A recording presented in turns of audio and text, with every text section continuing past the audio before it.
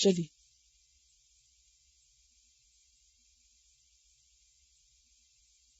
ومن ازلم، اور کون بڑا ظالم ہے، یعنی کوئی بھی نہیں، سب سے بڑا ظالم وہی ہے.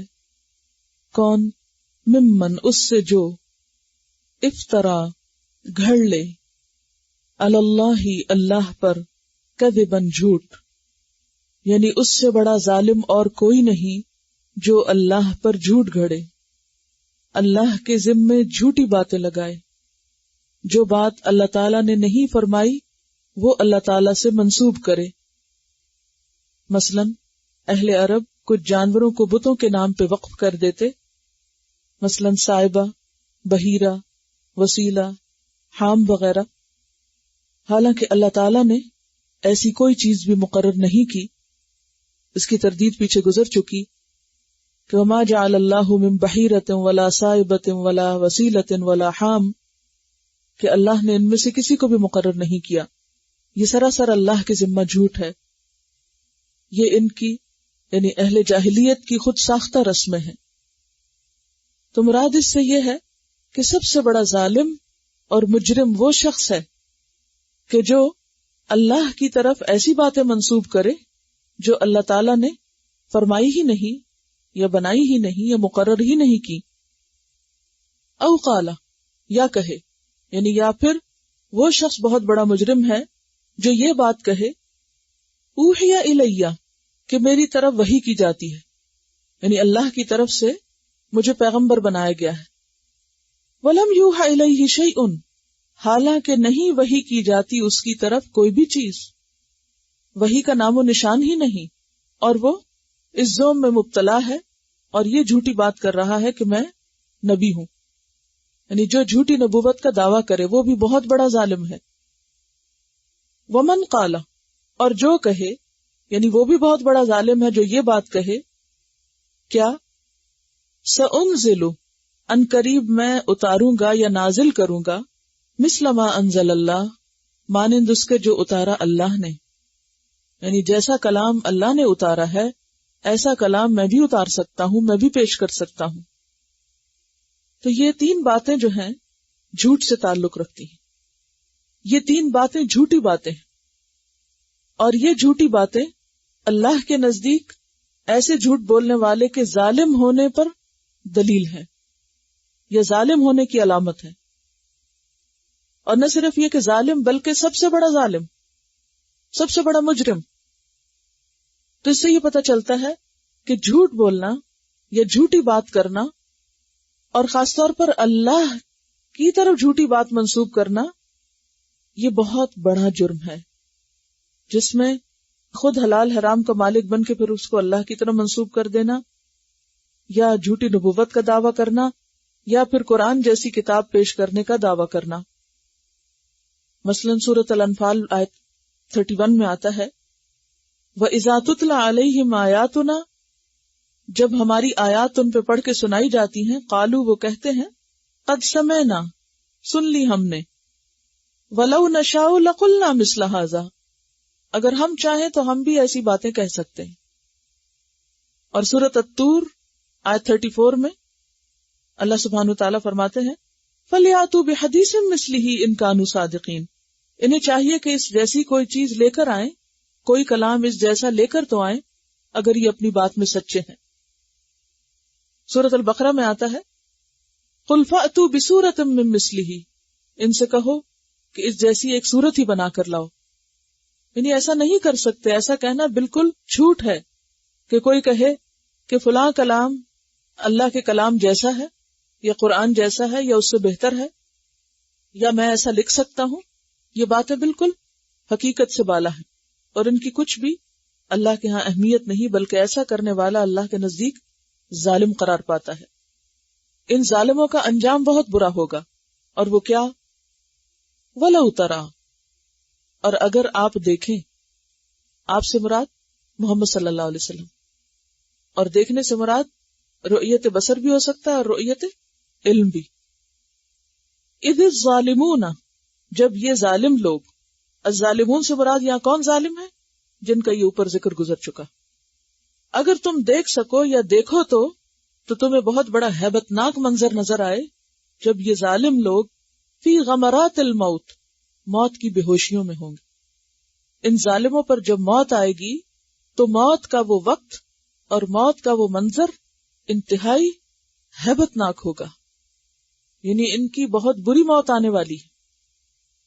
اور غمرات کا لفظ جو ہے یہ غمرت ان کی جمع ہے۔ غمرہ کا لفظی معنی ہوتا ہے شدت، غمرہ کا لفظی معنی شدت، تو موت بھی ایک شدید مرحلہ ہے، اور اس سے پھر ڈھانکنے کا معنی بھی لیا گیا، یعنی غمرہ کا معنی ڈھانکنا بھی ہے، یعنی موت کا وقت اور موت کی بے ہوشی انسان کے ہوش و حواس کو ڈھانک لیتی ہے، انسان کا رابطہ اس دنیا سے کٹ کے دوسری دنیا کی طرف منتقل ہو جاتا ہے۔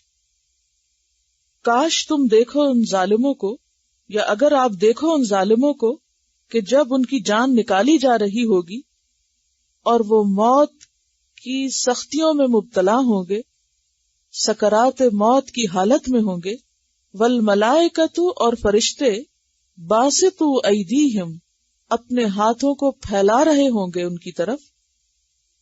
باسطون باسط کی جمع ہے، یعنی نون جمع جو تھا وہ گر گیا ہے، باسطون سے باسطو رہ گیا مضاف ہونے کی وجہ سے، کہ فرشتے اپنے ہاتھ ان کی طرف پھیلا رہے ہوں گے، کس لیے؟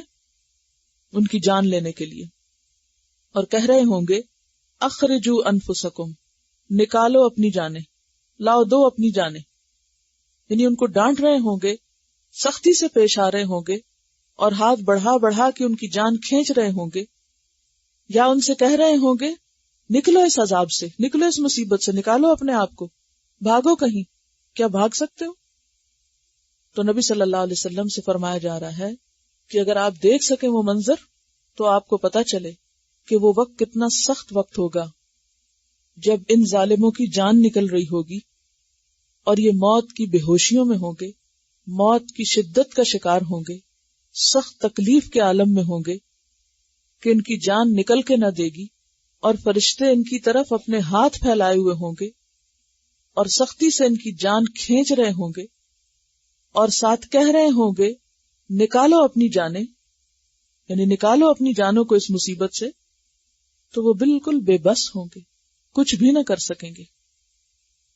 انسان کی ساری اکڑ، اس کی ساری بد زبانیاں اور بد اخلاقیاں اس وقت تک ہے جب تک اس کو آزادی ملی ہوئی ہے، اور جو ہی موت کے وقت پہلی گرفتاری ہوگی، پہلی پکڑ ہوگی، فرشتے آ کے مقرر وقت پر جب اپنا کام شروع کریں گے تو پھر ان کی حالت قابل دید ہوگی، ان کی بے بسی اور ان کی فریادیں سننے والا کوئی نہ ہوگا، اور فرشتے کہیں گے الیوم، آج تجزون، تم بدلہ دیے جاؤ گے، جزا دیے جاؤ گے، عذاب الہون، ذلت والے عذاب کا، عذاب الہون ذلت والا، رسوائی والا، شدت کے معنی میں بھی آتا ہے، شدت والا، سخت عذاب، ذلیل اور رسوا کن عذاب۔ آج تمہیں نہایت شدید اور رسوا کن عذاب دیا جائے گا، صرف سزا ہی نہیں بلکہ اس سزا میں رسوائی بھی ہے۔ کیوں؟ یہ سب کیوں ہوگا ان کے ساتھ؟ بما کنتم، بوجہ اس کے جو تھے تم، تقولون، تم کہا کرتے، کیا؟ علی اللہ، اللہ پر، یعنی اللہ کے بارے میں، غیر الحق، ناحق باتیں اللہ کے بارے میں تم کہتے تھے، بالکل جھوٹی باتیں اللہ کی طرف منسوب کرتے تھے، تو یہ سزا تمہیں تمہارے اس جھوٹ کی وجہ سے دی جا رہی ہے۔ اور دوسری وجہ، وکنتم، اور تھے تم، ان آیات ہی، اس کی آیات سے، تستکبرون، تکبر کرتے۔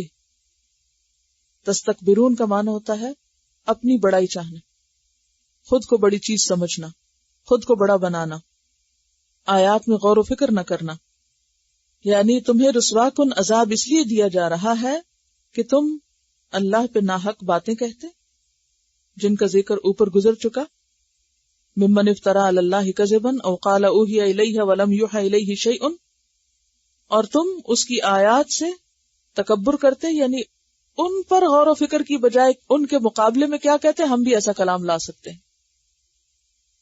تو غیر الحق یعنی ناحق قول کون کون سا ہے؟ افترا علی اللہ کذب اور اوحی الیہ ولم یوحی الی شیء. اور تستکبرون میں کیا آتا ہے؟ سأنزل مثل ما انزل اللہ، میں بھی ایسا لا سکتا ہوں جیسے اللہ نے اتارا ہے. یہ انتہائی تکبر کی بات ہے کہ انسان اللہ کے کلام کے آگے جھکنے کی بجائے اس کا مقابلہ شروع کر دے اور اللہ کی کتاب کو حقیر سمجھے اور اللہ کی باتوں کو خلاف عقل سمجھے، اللہ کے کلام پر ناک منہ چڑھائے اور کہے یہ تو کچھ بھی نہیں، اس سے بہتر تو میں خود لا سکتا ہوں، میں خود بنا سکتا ہوں. تو یہ تمام باتیں اور ایسے تمام اقوال اور افعال تکبر کی علامت ہے، سراسر جھوٹ ہے، اور ایسے جھوٹ بولنے والوں کی سزا مرنے کے ساتھ ہی شروع ہو جاتی ہے. جیسے کہ سورۃ محمد آیت 27 میں آتا ہے وَكَيْفَ إِذَا تَوَفَّتْهُمُ الْمَلَائِكَةُ يَضْرِبُونَ وُجُوهَهُمْ وَأَدْبَارَهُمْ. اور اس وقت کیا گزرے گی، کیسے ہوگا جب فرشتے ان کو فوت کر رہے ہوں گے تو ان کے چہروں اور پیٹھوں پہ ماریں گے. یضربون وجوہہم یعنی فرشتے آ کے باقاعدہ ان کے چہروں پہ ماریں گے، وادبارا اور پیٹھ پہ ماریں گے.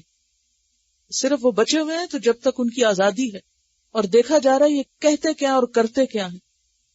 جو ہی یہ آزادی چھنے گی تو پھر تم دیکھنا ان کی شامت کیا آتی ہے اور ان کی رسوائی کتنی ہوتی ہے اور ان پہ کیسا عذاب مسلط ہوتا ہے اور کس طرح ان کی جان نکالی جاتی ہے. تو نتیجہ کیا نکلتا ہے کہ انسان کو یہ زندگی سوچ سمجھ کے بسر کرنی چاہیے.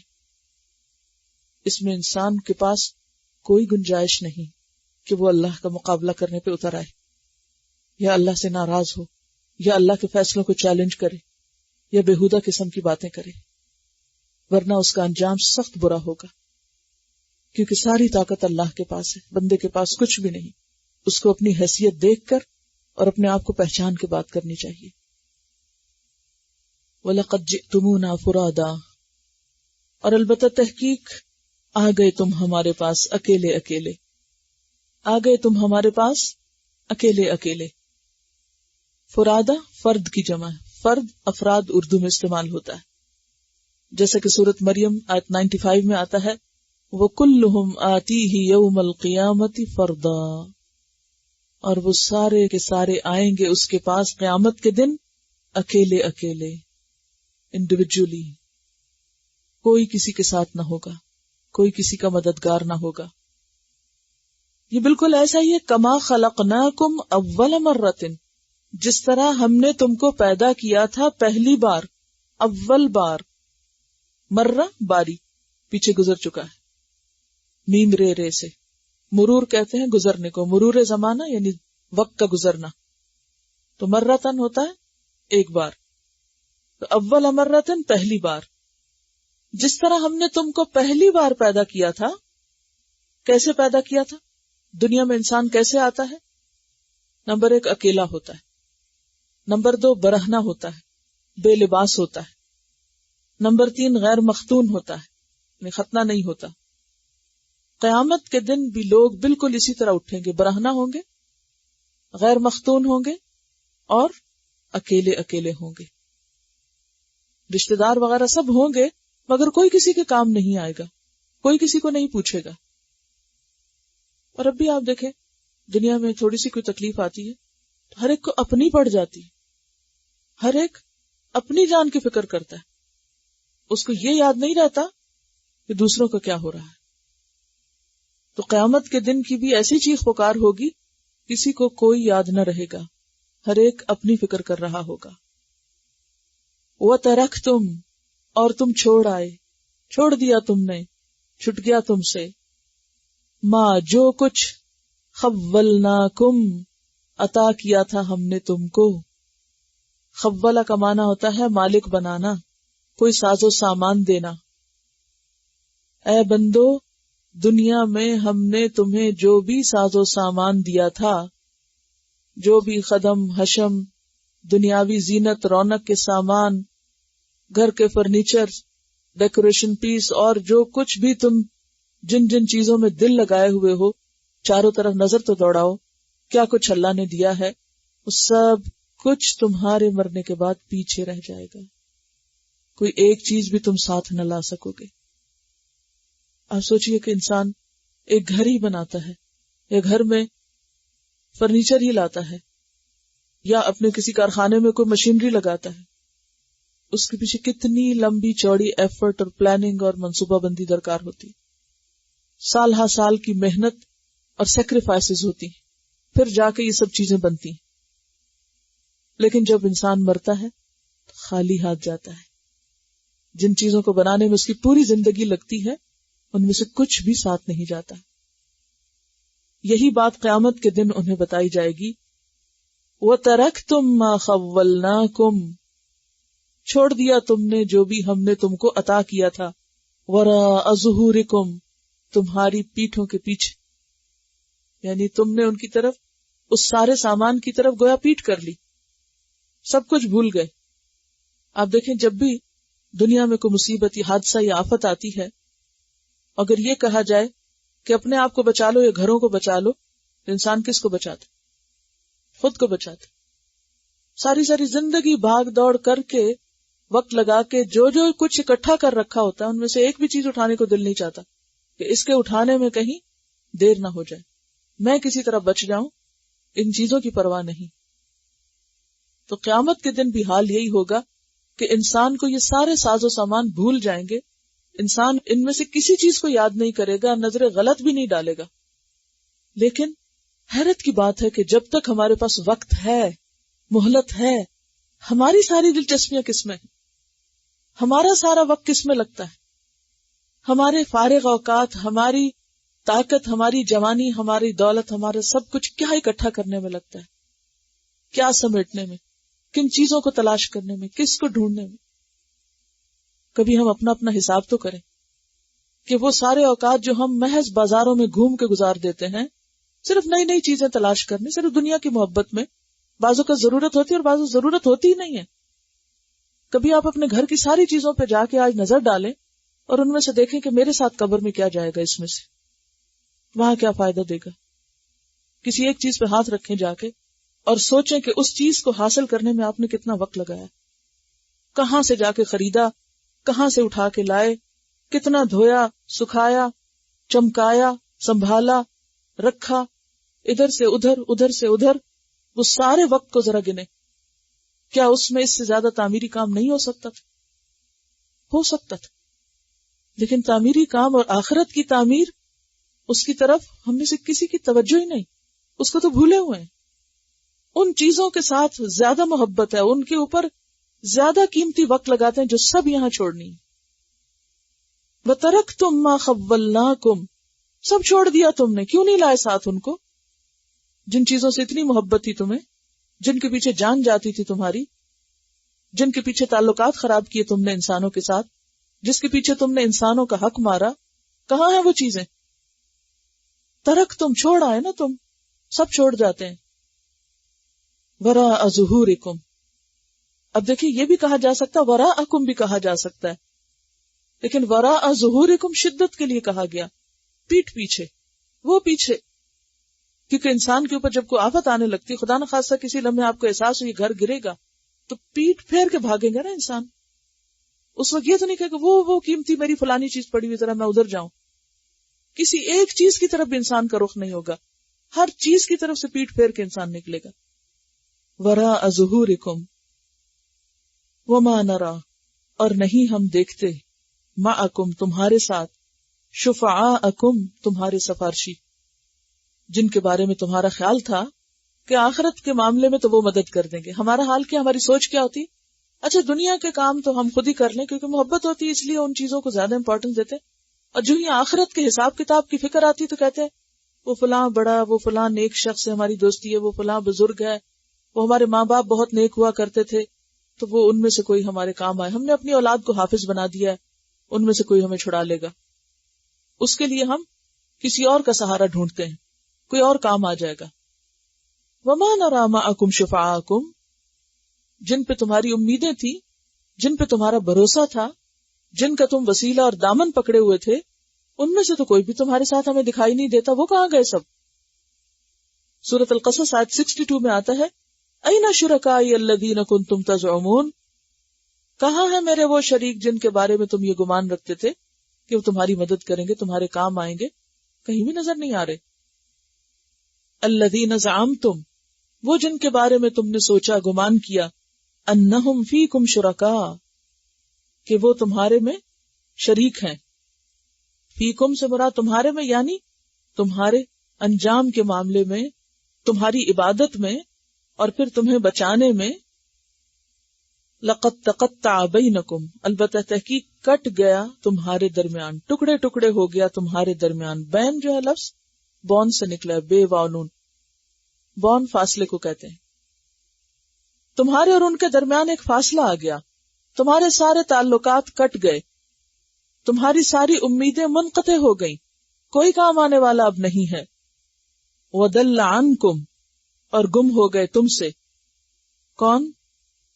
مَا كُنْتُمْ تَزْعُمُونَ، جن پر تم زوم رکھتے تھے، جن کے بارے میں تم سمجھتے تھے کہ وہ تمہارے سفارشی ہیں، یا تمہارے وہ گمراہ کن خیالات، وہ سب تم سے دور ہو گئے. کیونکہ جہاں تک رشتہ داروں کا تعلق ہے تو قرآن میں واضح طور پر کہہ دیا گیا، سورۃ عبسہ آیت 37 میں، لِكُلِّ امْرِئٍ مِّنْهُمْ يَوْمَئِذٍ شَأْنٌ يُغْنِيهِ، ہر شخص خود ایک ایسی حالت میں ہوگا کہ وہ دوسرے سے بے نیاز ہو جائے گا، بے پرواہ ہو جائے گا، دوسرے کی اس کو فکر نہیں ہوگی. اور جن کے بارے میں یہ توقع رکھتے ہیں کہ وہ ان کے کام آئیں گے، تو اس پر فرمایا کلا، ہرگز نہیں، سیکفرون بعبادتہم، وہ تو ان کی عبادت کا بھی انکار کر دیں گے، ویکونون علیہم ضدا، اور وہ ان کے الٹے مخالف بن جائیں گے. یعنی جن کے بارے میں سمجھتے کہ قیامت کے دن کام آئیں گے، وہ کام آنے کی بجائے الٹا ان کے خلاف گواہی دیں گے کہ یہ گمراہ لوگ تھے، بگڑے ہوئے لوگ تھے. ان اللہ فالق الحب والنوى، ان اللہ، بے شک اللہ ہی، فالق، پھاڑنے والا ہے. فالق کا لفظ فلق سے ہے، جیسے قل اعوذ برب الفلق ہے نا، تو فلق کا معنی ہوتا ہے فرق، یعنی پھاڑنا، الگ الگ کرنا، کسی بے جان چیز کو دو حصوں میں پھاڑنا. ان اللہ فالق الحب، بے شک اللہ پھاڑنے والا ہے حب کو. حب، حبت ان کی جمع ہے. حبہ کہتے ہیں دانے کو، بیج کو، وہ بیج جو کھایا جائے، جیسے چنا، جوار، چاول، گندم، لینٹلز جن کو آپ کہتے ہیں. اور النوا، نوات کی جمع ہے، نون واو الف اور گولتے کے اوپر دو نقطے، نوات، گٹلی، وہ بیج جو کھائے نہ جائیں، جیسے آم، آڑو، خوبانی وغیرہ کی گٹلیاں. تو بے شک اللہ ہی پھاڑنے والا ہے دانے کو اور گٹلی کو، یعنی ان سے مزید پودا اگانے کے لیے زمین کے اندر ان کو پھاڑ کر ان سے مزید نباتات اگاتا ہے. کوئی اور یہ کام نہیں کر سکتا. یخرج الحی، وہ نکالتا ہے زندہ کو، من المیت، مردہ سے. جیسے گٹلی کیا ہے، دانا کیا ہے، بیج کیا ہے، مردہ، جہاں رکھ دیں وہیں پڑا رہے گا. لیکن جب آپ اس کو زمین میں ڈالتے ہیں، پانی دیتے ہیں، تو اللہ تعالیٰ اپنی خاص قدرت کے ساتھ اس کو پھاڑ کر اس کے اندر سے جیتا جاگتا پودا نکالتا ہے، جو کہ بڑھتا ہے. نباتات جو ہیں وہ بھی لیونگ ہیں، اگر ان کو کاٹ دیں تو مر جاتے ہیں، سوکھ جاتے ہیں. تو اللہ تعالیٰ مردہ سے زندہ کو نکال دیتا ہے. وَمُخْرِجُ الْمَيِّتِ مِنَ الْحَيِّ، اور نکالنے والا ہے میت کو زندہ سے. یعنی زندہ چیز جو ہے وہ بالآخر ختم ہو جاتی ہے. پودا جیسے نکلنے کے بعد جو لہلہاتا ہے، پھر ایک وقت آتا ہے کہ وہ ختم ہو جاتا ہے، پتے سوکھ کے گر جاتے ہیں اور شاخیں بھی سوکھ جاتی ہیں، درخت سوکھ جاتے ہیں، تو زندگی موت میں تبدیل ہو جاتی ہے. ذالکم اللہ، یہ ہے اللہ، یہی ہے اللہ. کون؟ جو بیج سے پودے اگاتا ہے، مردہ سے زندہ اور زندہ سے مردہ کو نکالتا ہے، جس کی یہ قدرت ہے، وہی معبود ہونے کا مستحق ہے. فَأَنَّا تُؤْفَكُونَ، پھر کہاں سے تم پھیرے جاتے ہو. تو افق حمزہ فے کاف سے ہے، افق سے، یعنی تم کس طرح ایمان سے پھیرے جاتے ہو، برہان قائم ہونے کے بعد تم ایمان سے کس طرح پھیر دیے جاتے ہو. یعنی تمہیں یہ ساری بات سمجھ میں آتی ہے کہ یہ سب کچھ اللہ کے سوا دیگر معبود نہیں کرتے، کوئی بت نہیں کرتے، تمہارے بزرگان نہیں کرتے، یہ سب کچھ اللہ ہی کرتا ہے، اسی کے پاس اختیار ہے، اسی کے پاس قدرت ہے. سب سمجھنے کے بعد پھر تم اللہ کی عبادت کی بجائے دوسروں کی عبادت کی طرف مائل ہو جاتے ہو، ان کے آگے جھکنے لگتے ہو، ان کے نام پہ صدقہ خیرات دینے لگتے ہو، ان کو راضی کرنے کے لیے دوڑتے ہو. فالق الاسباح، اس صبح کا پھاڑنے والا بھی ہے. اصباح مصدر ہے افعال کے وزن پر. اصباح صبح کرنا، صبح میں داخل ہونا. جیسے کہتے ہیں نا قل اعوذ برب الفلق، تو وہاں فلق کا کیا معنی؟ پھاڑنے والا. اس سے مراد کیا لیتے ہیں؟ صبح کی سفیدی. فالق الاسباح یعنی رات کے اندھیرے سے وہ کیا کرتا ہے؟ صبح نکالتا ہے، اندھیرے کو چیر کر سویرا کر دیتا ہے. وجعل اللیل سکنا، اور اس نے بنایا ہے رات کو باعث سکون.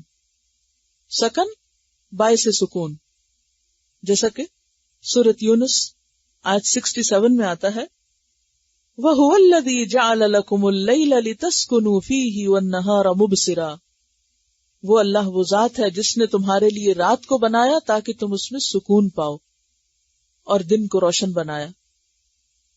سورۃ القصص آیت 73 میں فرمایا وَمِن رَحْمَتِهِ، اور یہ اس کی رحمت میں سے ہے، أَن جَعَلَ لَكُمُ اللَّيْلَ وَالنَّهَارَ، کہ اس نے تمہارے لیے رات اور دن پیدا کیا. لِتَسْكُنُوا فِيهِ، تاکہ تم اس میں سکون پاؤ. وَلِتَبْتَغُوا مِن فَضْلِهِ، اور تاکہ تم اس کا فضل تلاش کرو، یعنی دن میں. وَالشَّمْسَ وَالْقَمَرَ، اور سورج کو بنایا اور چاند کو بنایا. کیا بنایا؟ حسباناً، حساب کا ذریعہ. تو سورج اور چاند کیا ہیں؟ کس لیے بنائے گئے؟ حساب کے لیے. کس چیز کے حساب کے لیے؟ تاریخیں معلوم کرنے کے لیے، مہینوں اور سالوں کی گنتی کے لیے.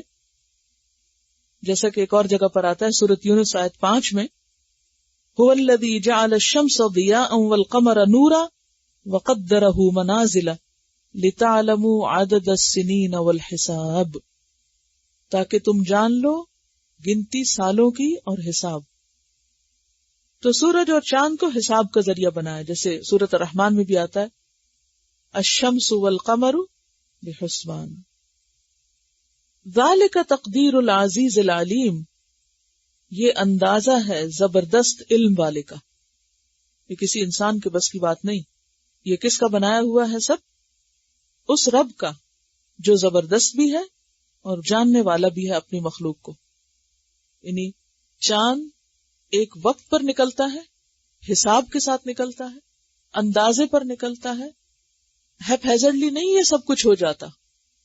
ہر ایک گردش میں ہے، ہر ایک کا ایک دوران ہے، ہر ایک کی ایک رفتار ہے، ایک سائز ہے، ایک رخ متعین ہے، اور وہ اللہ کے حکم کے تابع ہے، اور اس مخصوص قسم کی رفتار کے ساتھ وہ اپنے اصل مقام پر پہنچ کر طلوع ہو جاتا ہے، اور انسانوں کو حساب کتاب اور گنتی میں آسانی ہوتی. اور اگر یہ اندازے کے ساتھ سب نہ ہوتا، اللہ کی قدرت کے ساتھ نہ ہوتا، تو ہم میں سے کوئی نہیں تھا کہ جو چاند کو اپنے وقت پہ نکال سکتا اور سورج کو اس کے وقت پہ غروب کر سکتا. یہ سب دراصل اسی کی قدرت کی نشانیاں ہیں. سورۃ القمر آیت 49 میں آتا ہے اِنَّا كُلَّ شَيْءٍ خَلَقْنَاهُ بِقَدَرٍ، کہ ہر چیز کو ہم نے اندازے کے ساتھ پیدا کیا ہے. اور اندازے میں کس کس چیز کا اندازہ؟ رفتار کا، سائز کا، رخ کا، ان کے کاموں کا. کل پرسوں میں ایک آرٹیکل پڑھ رہی تھی کہ چاند کا جو نکلنا ہے، اس کے بارے میں کوئی بھی طریقہ ایسا نہیں ایجاد ہوا اب تک کہ جو قبل از وقت معلوم کیا جا سکے، کہ جس سے قبل از وقت معلوم کیا جا سکے کہ ہاں آج واقعی چاند نکلے گا. کوئی بھی یقینی طور پر نہیں کہہ سکتے. مختلف طریقے آزمائے گئے ہیں یہ جاننے کے، لیکن حقیقت میں اللہ ہی کو پتا ہوتا ہے کہ کس وقت، کہاں، کتنا، کس حال میں نظر آئے گا. یعنی انسانوں کے کچھ اندازے ہوتے ہیں لیکن وہ اندازے غلط بھی ہو سکتے ہیں اور غلط ہوتے ہیں. تو یہ سب اللہ ہی کو معلوم ہے، اور اس کا اپنا ایک اندازہ ہے، اس کا اپنا ایک حساب ہے کہ کب کوئی چیز شروع ہو اور کب کوئی ختم ہو. اور پھر دونوں کے کیلنڈر میں آپ دیکھیے کہ فرق رکھ دیا، دونوں ہی حساب کا ذریعہ. اس سے یہ بھی پتا چلتا ہے شمسی کیلنڈر جو ہم یوز کرتے ہیں وہ بھی کوئی منع نہیں ہے اور حرام کام نہیں ہے، کوئی گناہ کا کام نہیں ہے. آپ اسے استعمال کر سکتے ہیں کیونکہ سورج بھی اللہ نے بنایا جیسے چاند اللہ نے بنایا. یہ نہیں کہ چاند اللہ کا زیادہ پیارا اور سورج نہیں ہے، یا چاند سے تو آپ تاریخ معلوم کریں اور سورج سے نہیں کر سکتے. سورج سے بھی کر سکتے ہیں، لیکن عبادات کے لیے جو اس نے وقت مقرر کیا وہ چاند کے مطابق ہے اور اس کا پابند ہمیں بنایا گیا. اسی لیے روزے کے بارے میں آتا ہے کہ صوموا لرؤیتہ وافطروا لرؤیتہ، کہ اس کو دیکھ کے روزہ رکھو اور اس کو دیکھ کے افطار کرو، یعنی روزہ رکھنا بند کرو، یعنی عید مناؤ. اور دوسری جگہ پہ فرمایا وَلَا تَصُومُوا حَتَّى تَرَوُا الْهِلَالَ، مت روزہ رکھو جب تک کہ ہلال دیکھ نہ لو. تو یہ کیوں ہے؟ کیونکہ یہ اس کا اندازہ ہے، وہ حکمت جانتا ہے اور اس کی مرضی کے مطابق ہے، اس میں انسانوں کا کوئی بھی دخل نہیں. وَهُوَ الَّذِي، اور وہ اللہ وہ ذات ہے، جَعَلَ لَكُمُ النُّجُومَ، اس نے تمہارے لیے نجوم بنائے. نجوم کس کی جمع ہے؟ نجم کی. نجم کس کو کہتے ہیں؟ ستارے کو. کس لیے بنائے؟ لِتَهْتَدُوا، تاکہ تم ہدایت پاؤ، راہ پاؤ، رہنمائی کے لیے بنائے. جیسے کہ سورۃ النحل آیت 16 میں آتا ہے وَبِالنَّجْمِ هُمْ يَهْتَدُونَ، اور ستاروں کے ساتھ وہ راستہ پاتے ہیں. یعنی جس طرح چاند اور سورج کے ذریعے ہمیں مہینوں اور سالوں کی اور تاریخوں کی پہچان ہوتی ہے، اسی طرح ستاروں کے ذریعے انسان رات کے وقت راستہ دیکھتا ہے، ڈائریکشن بتانے کا ذریعہ بنتے ہیں. ستاروں کے مقاصد قرآن پاک میں بارہا بتائے گئے ہیں. مثلا انا زینا السماء الدنیا بزینت الکواکب، کہ ہم نے آسمانی دنیا کو کواکب یعنی ستاروں کے ساتھ زینت بخشی. سورۃ الملک میں آتا ہے وجعلناها رجوما للشیاطین، شیطانوں کو مار بھگانے کا ذریعہ بھی بنایا. اور پھر وبالنجم هم يهتدون، اور یہاں پر جعل لكم النجوم لتهتدوا بها، اور خاص طور پر کہاں فی ظلمات البر والبحر، خشکی اور سمندر کے اندھیروں میں. یعنی صرف سمندر میں ہی راستہ نہیں پتا چلتا بلکہ خشکی پر بھی رات میں. اور یہ نہیں کہ صرف قدیم زمانے میں، آج کے دور میں بھی لوگ اس سے فائدہ اٹھاتے ہیں. یعنی ستاروں کے طلوع اور غروب اور ان کی جو سمتیں ہیں، ڈائریکشنز ہیں، ان سے اپنے راستے متعین کرتے ہیں. رات کے وقت اب سورج تو نہیں ہوتا کہ مشرق و مغرب کی سمت یا ڈائریکشن کا تعین کر سکے. قد فصلنا الآیات، تحقیق ہم نے کھول کھول کے بیان کر دی آیات. آیات سے مراد دلائل ہیں، یہاں شرعی بھی اور کونی بھی. دلائل ہم نے بالکل توحید کے واضح کر دیے، الگ الگ بتا دیے. فصل کہتے ہیں نا الگ کرنا، فصل کس کو کہتے ہیں؟ الگ کرنے کو. ہم نے الگ الگ کر کے رکھ دی آیات لقوم یعلمون، اس قوم کے لیے جو علم رکھتی. تو اس سے کیا پتہ چلتا ہے کہ جو علم نہ رکھتے ہوں ان کے لیے یہ آیات نہیں ہے. بے علم یا جاہل لوگوں کے لیے کیا یہ آیات نہیں ہے؟ قرآن صرف پڑھے لکھے لوگوں کے لیے، اہل علم کے لیے ہے. پھر یہ کیوں کہا گیا کہ ہم نے آیات کھول کھول کے یا الگ الگ بیان کی ہیں علم والے لوگوں کے لیے؟ کیونکہ جو جانتے ہیں، جو علم حاصل کرتے ہیں، جو معلوم کرتے ہیں، انہی کو فائدہ ہوتا ہے. اس کو آپ اپنے اوپر رکھ کے دیکھیے کہ قرآن جب آپ نہیں جانتے تھے تو کیا اسی طرح آپ کو قرآن سے فائدہ ہوتا تھا؟ یعنی آج کل آپ قرآن پاک پڑھ رہے ہیں، تراویح میں سن رہے ہیں، اور اس سے پچھلے سال بھی آپ نے اللہ کے فضل سے تراویح پڑھی ہوگی، کوئی فرق نہیں. فرق تو آج ہی پتہ چل جائے گا جب آپ اگلے سپاروں پہ جائیں گے. تو جو نہیں پڑھے اور جو پڑھ لیے ہیں ان میں بھی فرق پتہ چلتا ہے، کیونکہ آیات تو معلوم ہے، بعضوں کا صرف ترجمہ تو جانتے ہوتے ہیں، لیکن فصلنا الآیات جو ہے، اور فصل کیا ہوتا ہے؟ الگ الگ پوائنٹ وائز بھی، اور دوسرا یہ ہے کہ ایک آیت دوسری آیت کو کھولتی. قرآن کو جب بیک نظر آپ دیکھتے ہیں اور ایک آیت سے ملتی جلتی دیگر آیات کو سامنے لا کے دیکھتے ہیں تو پھر پوری بات ایک بڑی پکچر میں سمجھ میں آتی. تو اس سے علم کی فضیلت پتہ چلتی ہے اور علم حاصل کرنے کا فائدہ معلوم ہوتا ہے کہ کائنات کی نشانیاں ہوں یا قرآن کی آیات ہوں، جب تک آپ ان کو سیکھتے نہیں، معلوم نہیں کرتے، جانتے نہیں، اس وقت تک وہ آپ کو فائدہ نہیں دیتی. اس آیت کا یہ مطلب نہیں کہ قرآن صرف علم والوں کے لیے ہے، یا صرف پڑھے لکھے لوگوں کے لیے ہے، یا صرف جاننے والوں کے لیے. قرآن تو سب کے لیے ہے، لیکن فائدہ وہ اٹھاتا ہے جو اس کو سیکھے، جو جانے. نشانیاں تو بکھری ہوئی ہیں، لیکن اگر کوئی ان کی حقیقت کو جانتا ہی نہیں، ان کو سمجھتا ہی نہیں، ان پہ غور و فکر ہی نہیں کرتا، تو وہ اس سے کیا فائدہ اٹھا سکتا ہے؟ وَهُوَ الَّذِي، اور وہ اللہ وہ ذات ہے، أَنشَأَكُمْ، جس نے پیدا کیا تم کو، من نفس واحدۃ، ایک نفس سے. وہ ایک نفس کون ہے؟ حضرت آدم علیہ السلام. اللہ وہ ذات ہے جس نے تم کو ایک جان سے پیدا کیا، جیسا کہ سورۃ الاعراف میں آتا ہے، هُوَ الَّذِي خَلَقَكُم من نفس واحدۃ وجعل منها زوجها ليسكن إليها. الاعراف 189، کہ وہ اللہ وہ ذات ہے جس نے تم کو ایک جان سے پیدا کیا اور اس سے اس کا جوڑا بنایا کہ وہ اس سے سکون پائے. اور سورۃ النساء میں بھی آپ پڑھ چکے ہیں، یا ایھا الناس اتقوا ربکم الذی خلقکم من نفس واحدۃ وخلق منها زوجها وبث منہما رجالا کثیرا ونساء. تو انسان کی تخلیق کس سے ہوئی ہے؟ انسان سے ہوئی ہے. اللہ نے پہلے ایک انسان بنایا آدم، اور پھر اس سے آگے مزید نسل انسانی چلائی. انسان جانوروں کی اولاد نہیں ہے، انسان ہی کی اولاد. یہ انسان کے لیے باعث توہین ہے یہ بات کہ اسے جانوروں کی اولاد قرار دیا جائے. وَهُوَ الَّذِي أَنشَأَكُم مِّن نَّفْسٍ وَاحِدَةٍ فَمُسْتَقَرٌّ، تو پھر اس نے مستقر مقرر کیا. مستقر کا کیا معنی ہوتا ہے؟ قرار کی جگہ.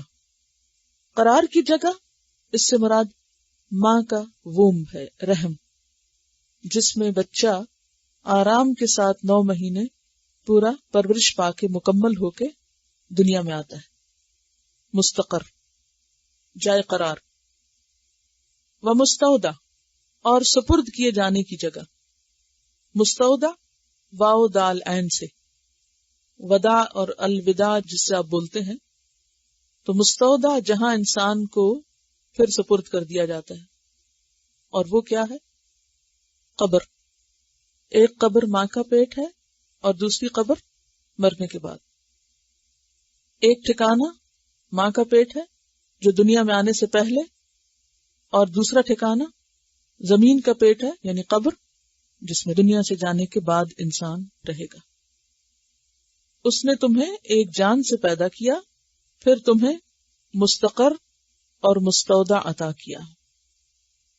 قد فصلنا الآیات لقوم یفقہون، تحقیق کھول کھول کے رکھ دی ہم نے آیات یعنی نشانیاں، دلائل اس قوم کے لیے جو سمجھتی ہو.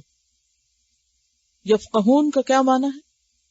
سمجھنا، کسی چیز میں غور و فکر کے بعد اس کی سمجھ حاصل کرنا. پیچھے کہا یعلمون، یہاں کہا یفقہون، دونوں میں فرق کیا ہے؟ پچھلے سبق میں آپ پڑھ چکے ہیں. علم اور فقہ کا فرق کیا ہے؟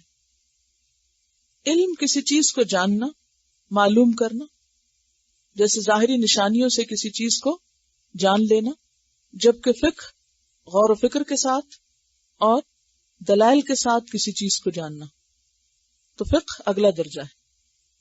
اب پیچھے کہا گیا کہ یہ نشانیاں جاننے والوں کے لیے ہیں. مثلا ستارے سب کو نظر آتے ہیں، اسی طرح باقی چیزیں بھی. تو یہ ایسی چیز نہیں ہے، مثلا ستاروں سے سبق حاصل کرنا ایک ایسی چیز نہیں ہے جس کے لیے آپ کو کوئی بہت لمبے چوڑے غور و فکر کی ضرورت ہو.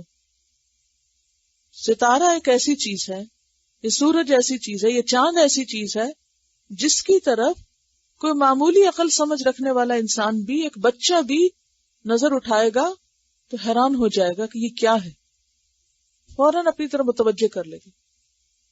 اور پھر انسان اگر تھوڑا بہت ان کے بارے میں مزید جان لے کہ ہاں یہ کس نے بنایا اور کیوں بنایا، تو اس میں انسان کے لیے بہت کچھ سیکھنے کو ہے.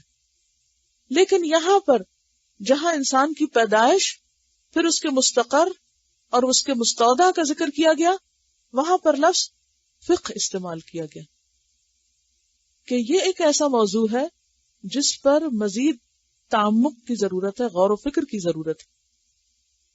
کیونکہ انسان ہمیشہ سے حیران پریشان رہا ہے کس بات میں کہ انسانوں کا آغاز کہاں سے ہوا، یا انسانیت کا آغاز کیسے ہوا، یہ نسل انسانی دنیا میں کیسے بسی، کہاں سے آئی. اور اسی طرح ماں کے پیٹ میں بچے کے اوپر گزرنے والے جو مرحلے ہیں وہ بھی غور و فکر کا تقاضا کرتے. پھر مرنے کے بعد قبر میں کیا کچھ ہوتا ہے، یہ سب کچھ بھی ہماری نگاہوں سے اوجھل ہے. تو ان تین چیزوں کو سمجھنے کے لیے فقہ چاہیے، گہری نظر چاہیے. لیکن سورج، چاند اور ستاروں کو دیکھنے اور سبق لینے کے لیے ظاہری علم بھی کافی واضح. اس کی آیات سے تکبر کیا ہوتا ہے؟ کیونکہ یہاں پر فرشتوں کا بری طرح جان نکالنا اور مجرموں کو مارنا اور یہ کہنا کہ آج تمہیں رسوا کن عذاب دیا جائے گا، اور اس کی وجہ یہ بتائی گئی کہ وہ اللہ کے بارے میں ناحق باتیں کہتے تھے، اور دوسرے یہ کہ وہ اس کی آیات سے تکبر کرنے والے تھے. تو اللہ کی آیات سے تکبر کا کیا معنی ہے؟ ایک عام شخص کے لیے اس میں کیا سبق ہے؟ یعنی ایک عام شخص اللہ کی آیات سے تکبر کس طرح کرتا ہے؟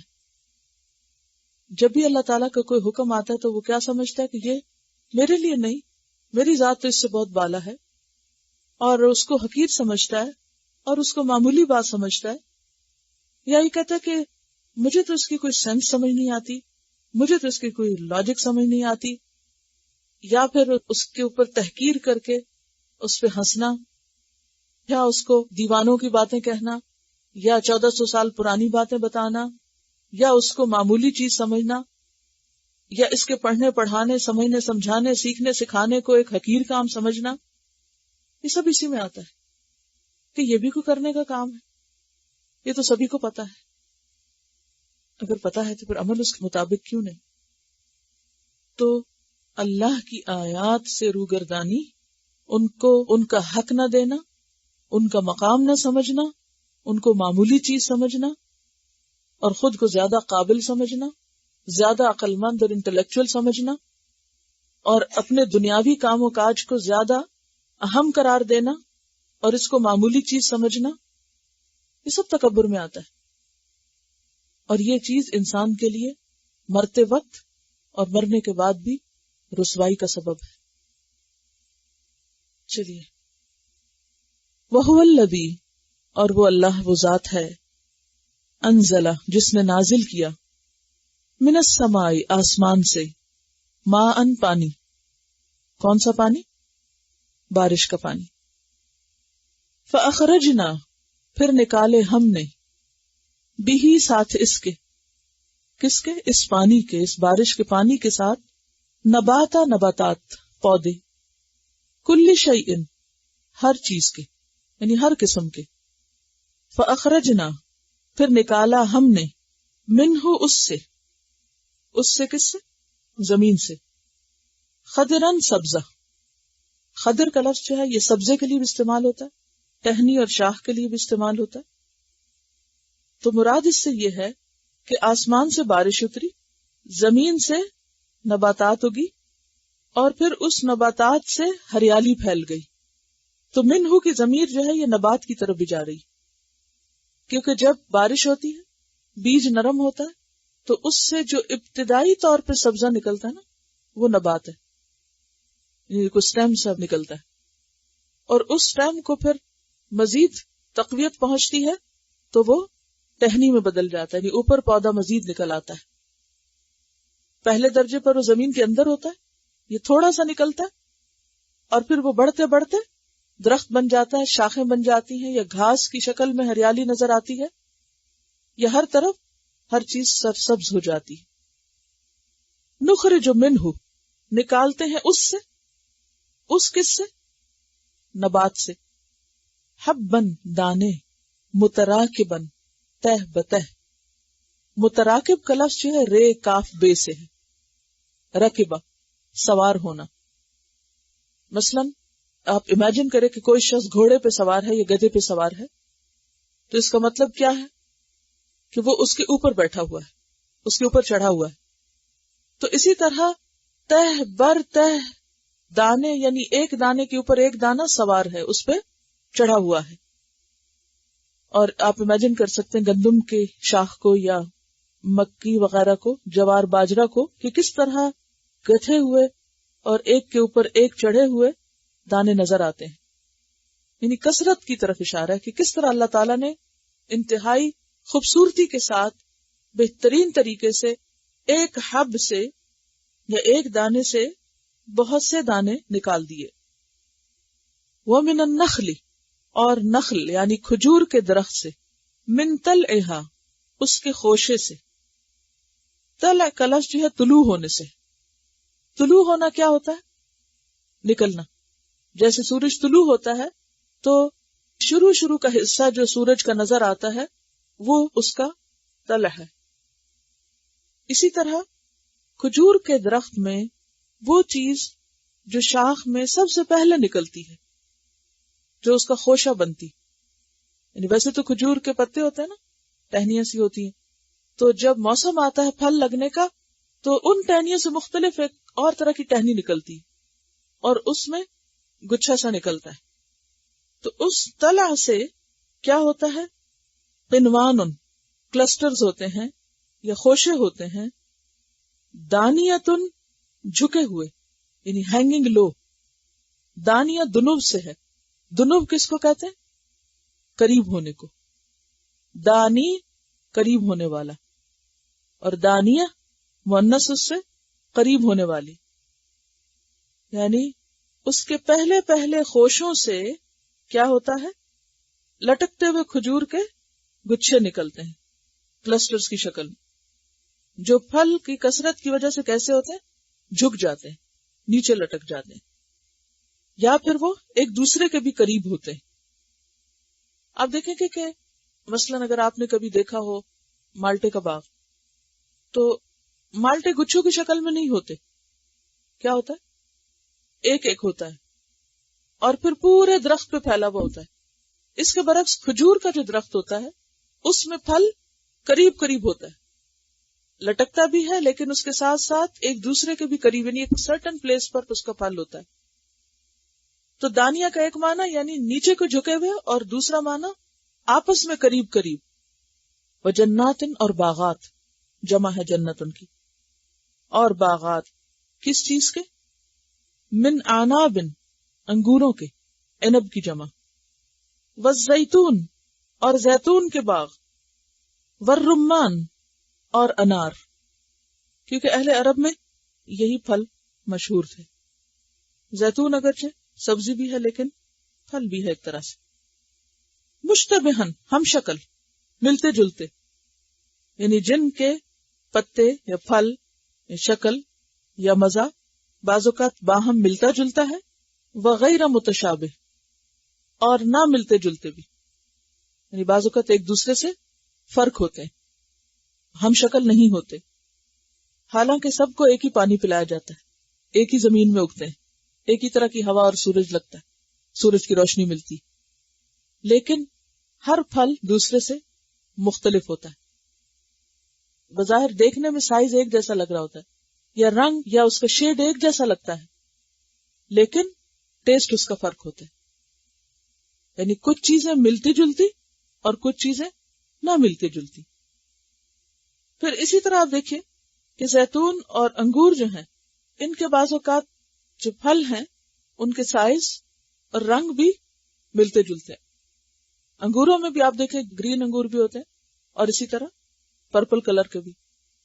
زیتون بھی گرین اور پرپل کلر کا ہوتا ہے. بعض اوقات دور اگر زیتون رکھا ہو تو بعض کو شبہ پڑتا ہے کہ کہیں انگور تو نہیں، یا انگور ہو تو زیتون کا شبہ ہو سکتا ہے. یعنی بعض آپس میں ملتے جلتے ہیں اور بعض آپس میں ملتے جلتے نہیں. اسی طرح سورۃ الرعد آیت 4 میں آتا ہے وَفِي الْأَرْضِ قِطَعٌ مُتَجَاوِرَاتٌ وَجَنَّاتٌ مِنْ أَعْنَابٍ وَزَرْعٌ وَنَخِيلٌ سِنْوَانٌ وَغَيْرُ سِنْوَانٍ يُسْقَى بِمَاءٍ وَاحِدٍ کہ ایک جیسا پانی پلایا جاتا ہے. وَنُفَضِّلُ بَعْضُهَا عَلَى بَعْضٍ فِي الْأُكُلِ اور ہم ان میں سے بعض کو بعض پر کھانے میں فضیلت دے دیتے ہیں. ذائقے کے اعتبار سے ایک کو دوسرے پر فضل حاصل ہوتا ہے. انظروا الی ثمرہ کیا حکم دیا جا رہا ہے؟ انظروا دیکھو. کس کو کہا جا رہا ہے؟ کون مخاطب؟ ہم سب. دیکھو. اور نظر ظاہری نظر سے بھی اور غور و فکر کی نظر سے بھی، ایک عام انسان کی نظر سے بھی اور ایک سائنٹسٹ کی نظر سے بھی ان کو دیکھنے کا حکم دیا جا رہا ہے کہ اللہ نے جو چیزیں پیدا کی ہیں وہ قابل توجہ ہیں. دیکھو الی ثمرہ اس کے پھل کی طرف. یہ پھل صرف کھایا نہ کرو بلکہ ان کو دیکھا بھی کرو، ان پہ غور بھی کیا کرو. اور ثمر جو ہے یہ اسم جنس ہے، اور اسم جنس واحد جمع مذکر مؤنث سب کے لیے استعمال ہوتا ہے. تو اس کے پھلوں کی طرف دیکھو. اذا اسمر جب وہ پھل لائیں، یعنی جب پھل آ رہا ہو تو اس وقت بھی دیکھو، غور کرو کہ کس طرح پھل لگنا شروع ہوتا ہے، آنا شروع ہوتا ہے. وَيَنْعِهِ اور اس کے پکنے کو بھی دیکھو. یہ نون عین یا نا پکنا، یعنی جب وہ فل بلوم پہ ہوتا ہے اور پوری طرح پک جاتا ہے، میٹھا ہو جاتا ہے، نرم ہو جاتا ہے، اس وقت بھی دیکھو کہ کیسے ابتدا ہوئی اور کیسے یہ تیار ہوا. لیکن ہم میں سے کتنے لوگ ہیں جن کو پھل کھانے کے علاوہ کبھی دیکھنے سے بھی دلچسپی ہو، اور لگے ہوئے ہوں تو کبھی لگے ہوئے پھلوں کے پاس رک جائیں، یا کبھی بطور خاص ایسا سفر اختیار کریں کہ جس سے یہ سارا منظر دیکھ سکیں. تو جس طرح اللہ تعالیٰ نے اور احکامات قرآن پاک میں دیے ہیں، یہ بھی اللہ ہی کا حکم ہے اور اللہ کے بندوں کے لیے. اور غور و فکر کا یہ حکم کس لیے ہے اور گہری نظر سے دیکھنے کا حکم کس لیے؟ تاکہ ہم اللہ کو پہچان سکیں، ان پھلوں کے بنانے والے کی معرفت حاصل کر سکیں. ان فی ذالکم بے شک اس میں لآیات البتہ نشانیاں ہیں، واضح دلائل ہیں. کس کے لیے؟ لقوم یؤمنون اس قوم کے لیے جو ایمان رکھتی ہوں، ماننے والے لوگوں کے لیے. کیا ماننے والوں کے لیے؟ اللہ کو ایک ماننے والے، اللہ کی وحدانیت پر یقین رکھنے والے، اس کی الوہیت، اس کی ربوبیت، اس کی ذات، اس کی صفات کو ماننے والے. وجعلوا اور انہوں نے بنا رکھے ہیں، اشارہ ہے مشرکین عرب کی طرف، اور اس کے بعد دنیا میں جو بھی کوئی ایسا کرے. للہ اللہ کے لیے کیا بنا رکھے ہیں؟ شرکاء شریک. شریک کی جمع شرکاء، بہت سے شریک.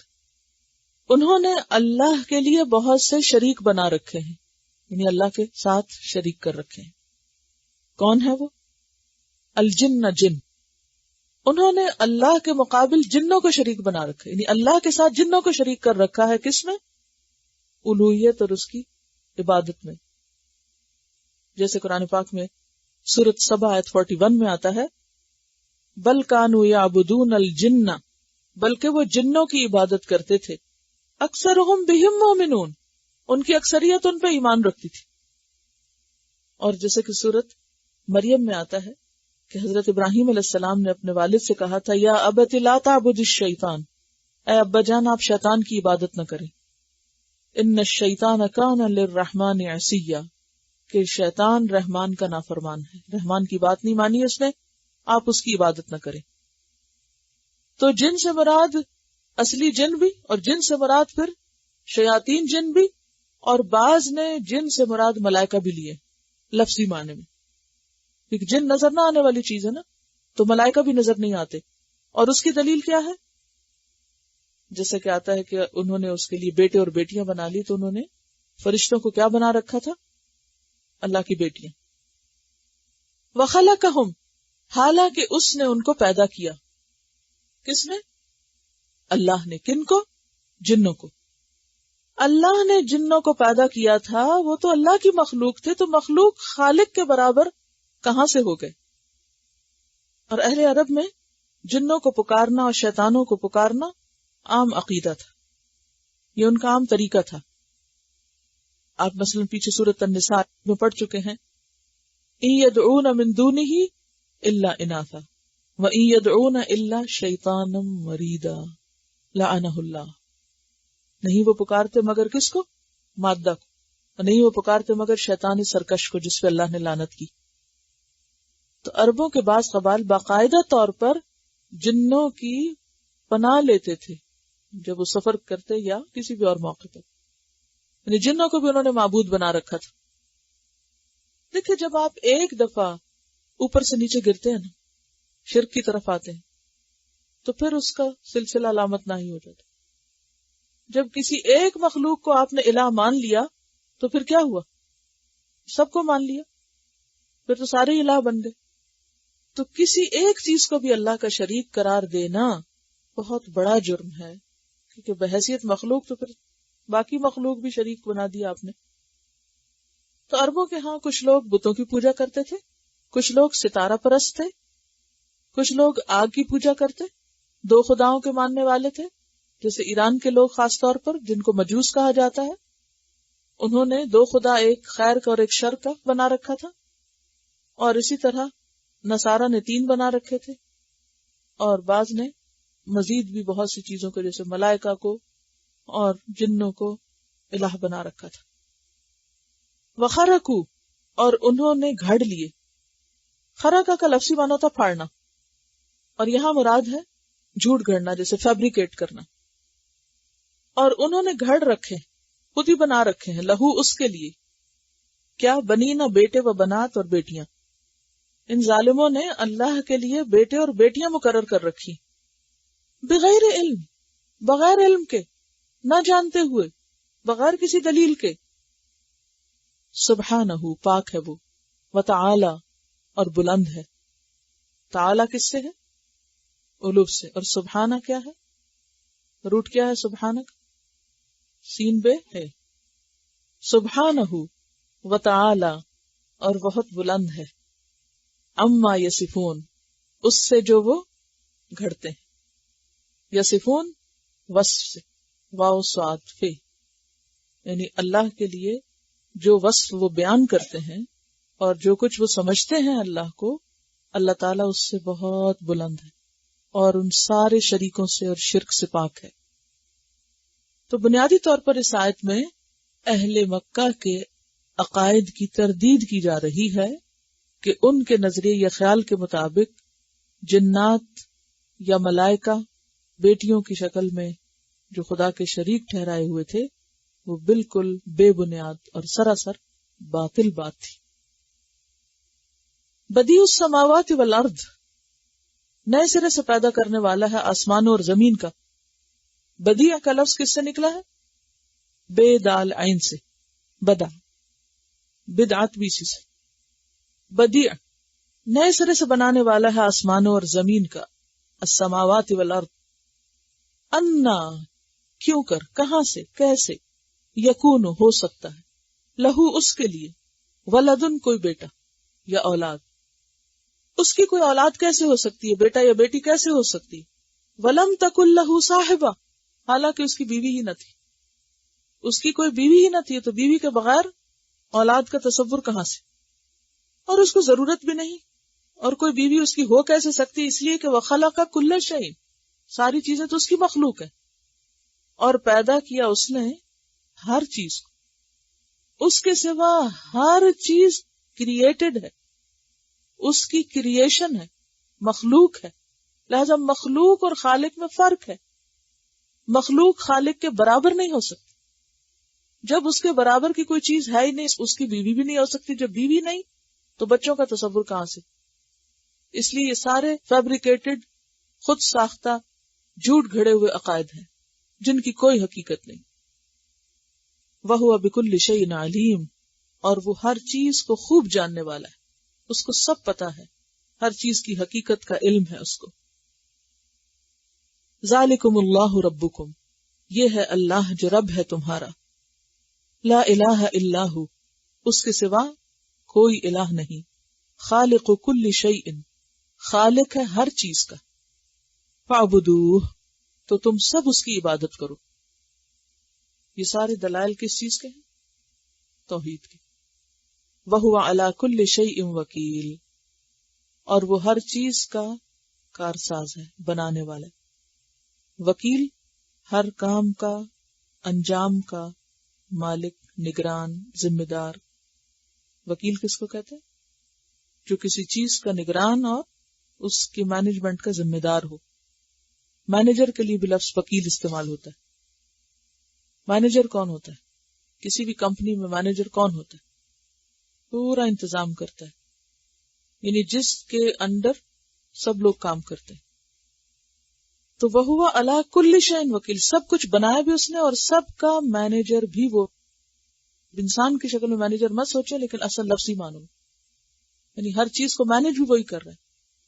ہم اردو میں اصل میں لفظ کا ترجمہ کرتے ہیں کارساز، اور کارساز کا معنی ہمیں آتا کوئی نہیں، وہ صرف رٹا رٹایا ایک لفظ بول دیتے ہیں اور سوچتے نہیں کہ ہم کیا کہہ رہے ہیں۔ تو وَهُوَ عَلَى كُلِّ شَيْءٍ وَكِيلٌ، ہر چیز اس نے بنائی اور پھر ہر چیز کا وہ انتظام بھی کر رہا ہے کہ اس کو کس طرح قائم رہنا ہے، کس طرح سروائیو کرنا ہے، کوئی چیز کس کام کے لیے، اس کا مقصد کیا، اس کے پیچھے حکمت کیا ہے، اس کا فائدہ کیا ہے، وہ کس لیے بنائی گئی، سب اس کو پتا ہے۔ لا تدرکہ الابصار، نہیں پا سکتی اس کو نگاہیں۔ ادراک کس کو کہتے ہیں؟ دال ریکاف، ادراک، پرسیو کرنا، کسی چیز کو پا لینا، اس کی حقیقت معلوم کر لینا۔ لا تدرکہ الابصار، نگاہیں اس کو نہیں پا سکتی، اس کی حقیقت کو نہیں جان سکتی۔ فہو یدرک الابصار، اور وہ نگاہوں کو پا لیتا ہے، اس کو پتہ چل جاتا ہے کہ کوئی آنکھ کہاں کس کام کے لیے اٹھی اور کس طرح دیکھ رہی ہے۔ ساری نگاہیں، یعنی سب انسانوں کی نگاہیں اور ان کا دیکھنا اس کے کنٹرول میں ہے، لیکن ان نگاہوں کے بس میں نہیں کہ وہ اللہ کی حقیقت کو پا سکے۔ یہ نہیں کہا کہ دیکھ نہیں سکتے، کب پا نہیں سکتے، کیونکہ جہاں تک دیکھنے کی بات ہے تو قیامت کے دن کچھ لوگ دیکھ سکیں گے اور کچھ نہ دیکھ سکیں گے۔ مثلا جو نیک لوگ ہوں گے ان کے بارے میں قرآن پاک میں آتا ہے وجوہ یومئذ ناظرہ الی ربہا ناظرہ، کہ کچھ چہرے اس دن تر و تازہ ہوں گے، اپنے رب کی طرف دیکھ رہے ہوں گے، اور کچھ لوگ نہیں دیکھ سکیں گے۔ کلا انہم عن ربہم یومئذ لمحجوبون، ہرگز نہیں، وہ اس دن اپنے رب سے محجوب رکھے جائیں گے، یعنی رب کو دیکھ نہیں سکیں گے۔ ایک مرتبہ نبی صلی اللہ علیہ وسلم، بخاری کی روایت ہے، ایک چاندنی رات میں صحابہ کرام کے ساتھ تھے، تو آپ نے ان کے مجمع میں فرمایا کہ تم اپنے رب کو آخرت میں اسی طرح دیکھو گے جیسے تم چاند کو دیکھ رہے ہو، یعنی تمہارے اور چاند کے بیچ میں کوئی چیز نہیں، تم دیکھو گے۔ مسند احمد کی روایت میں آتا ہے اہل جنت ہر روز صبح اور شام اپنے رب کو دیکھیں گے، لیکن دیکھنے کے باوجود بھی لا تدرکہ الابصار، وہ دیکھنے کی لذت اور خوشی اور وہ دل کی ٹھنڈک، آنکھوں کی ٹھنڈک، وہ سب نصیب ہوگی اہل ایمان کو، لیکن دیکھنے کے باوجود بھی ادراک نہ کر سکیں گے۔ درک ہوتا ہے کس چیز کی گہرائی میں جانا۔ آپ کو یاد ہوگا جب منافقین کے انجام کے بارے میں ہم نے پڑھا تھا، ایک درک تھا اور ایک درج تھا۔ درج کیا ہوتا ہے؟ اوپر کو جانا، اسٹیپ اپ، یعنی اوپر کو چڑھنا، اور درک ہوتا ہے نیچے نیچے نیچے جانا۔ تو ادراک ہوتا ہے کسی چیز کو گہرائی کے ساتھ دیکھنا اور پھر اس کی حقیقت پا لینا۔ تو ان المنافقین فی الدرک الاسفل من النار آپ پڑھ چکے ہیں۔ تو لا تدرکہ الابصار کا کیا معنی ہے؟ نگاہیں اس کو دیکھ کے بھی اس کو پا نہ سکیں گی کہ اس کی حقیقت کو سمجھ سکے۔ یہ کیوں یہاں بات کہی گئی؟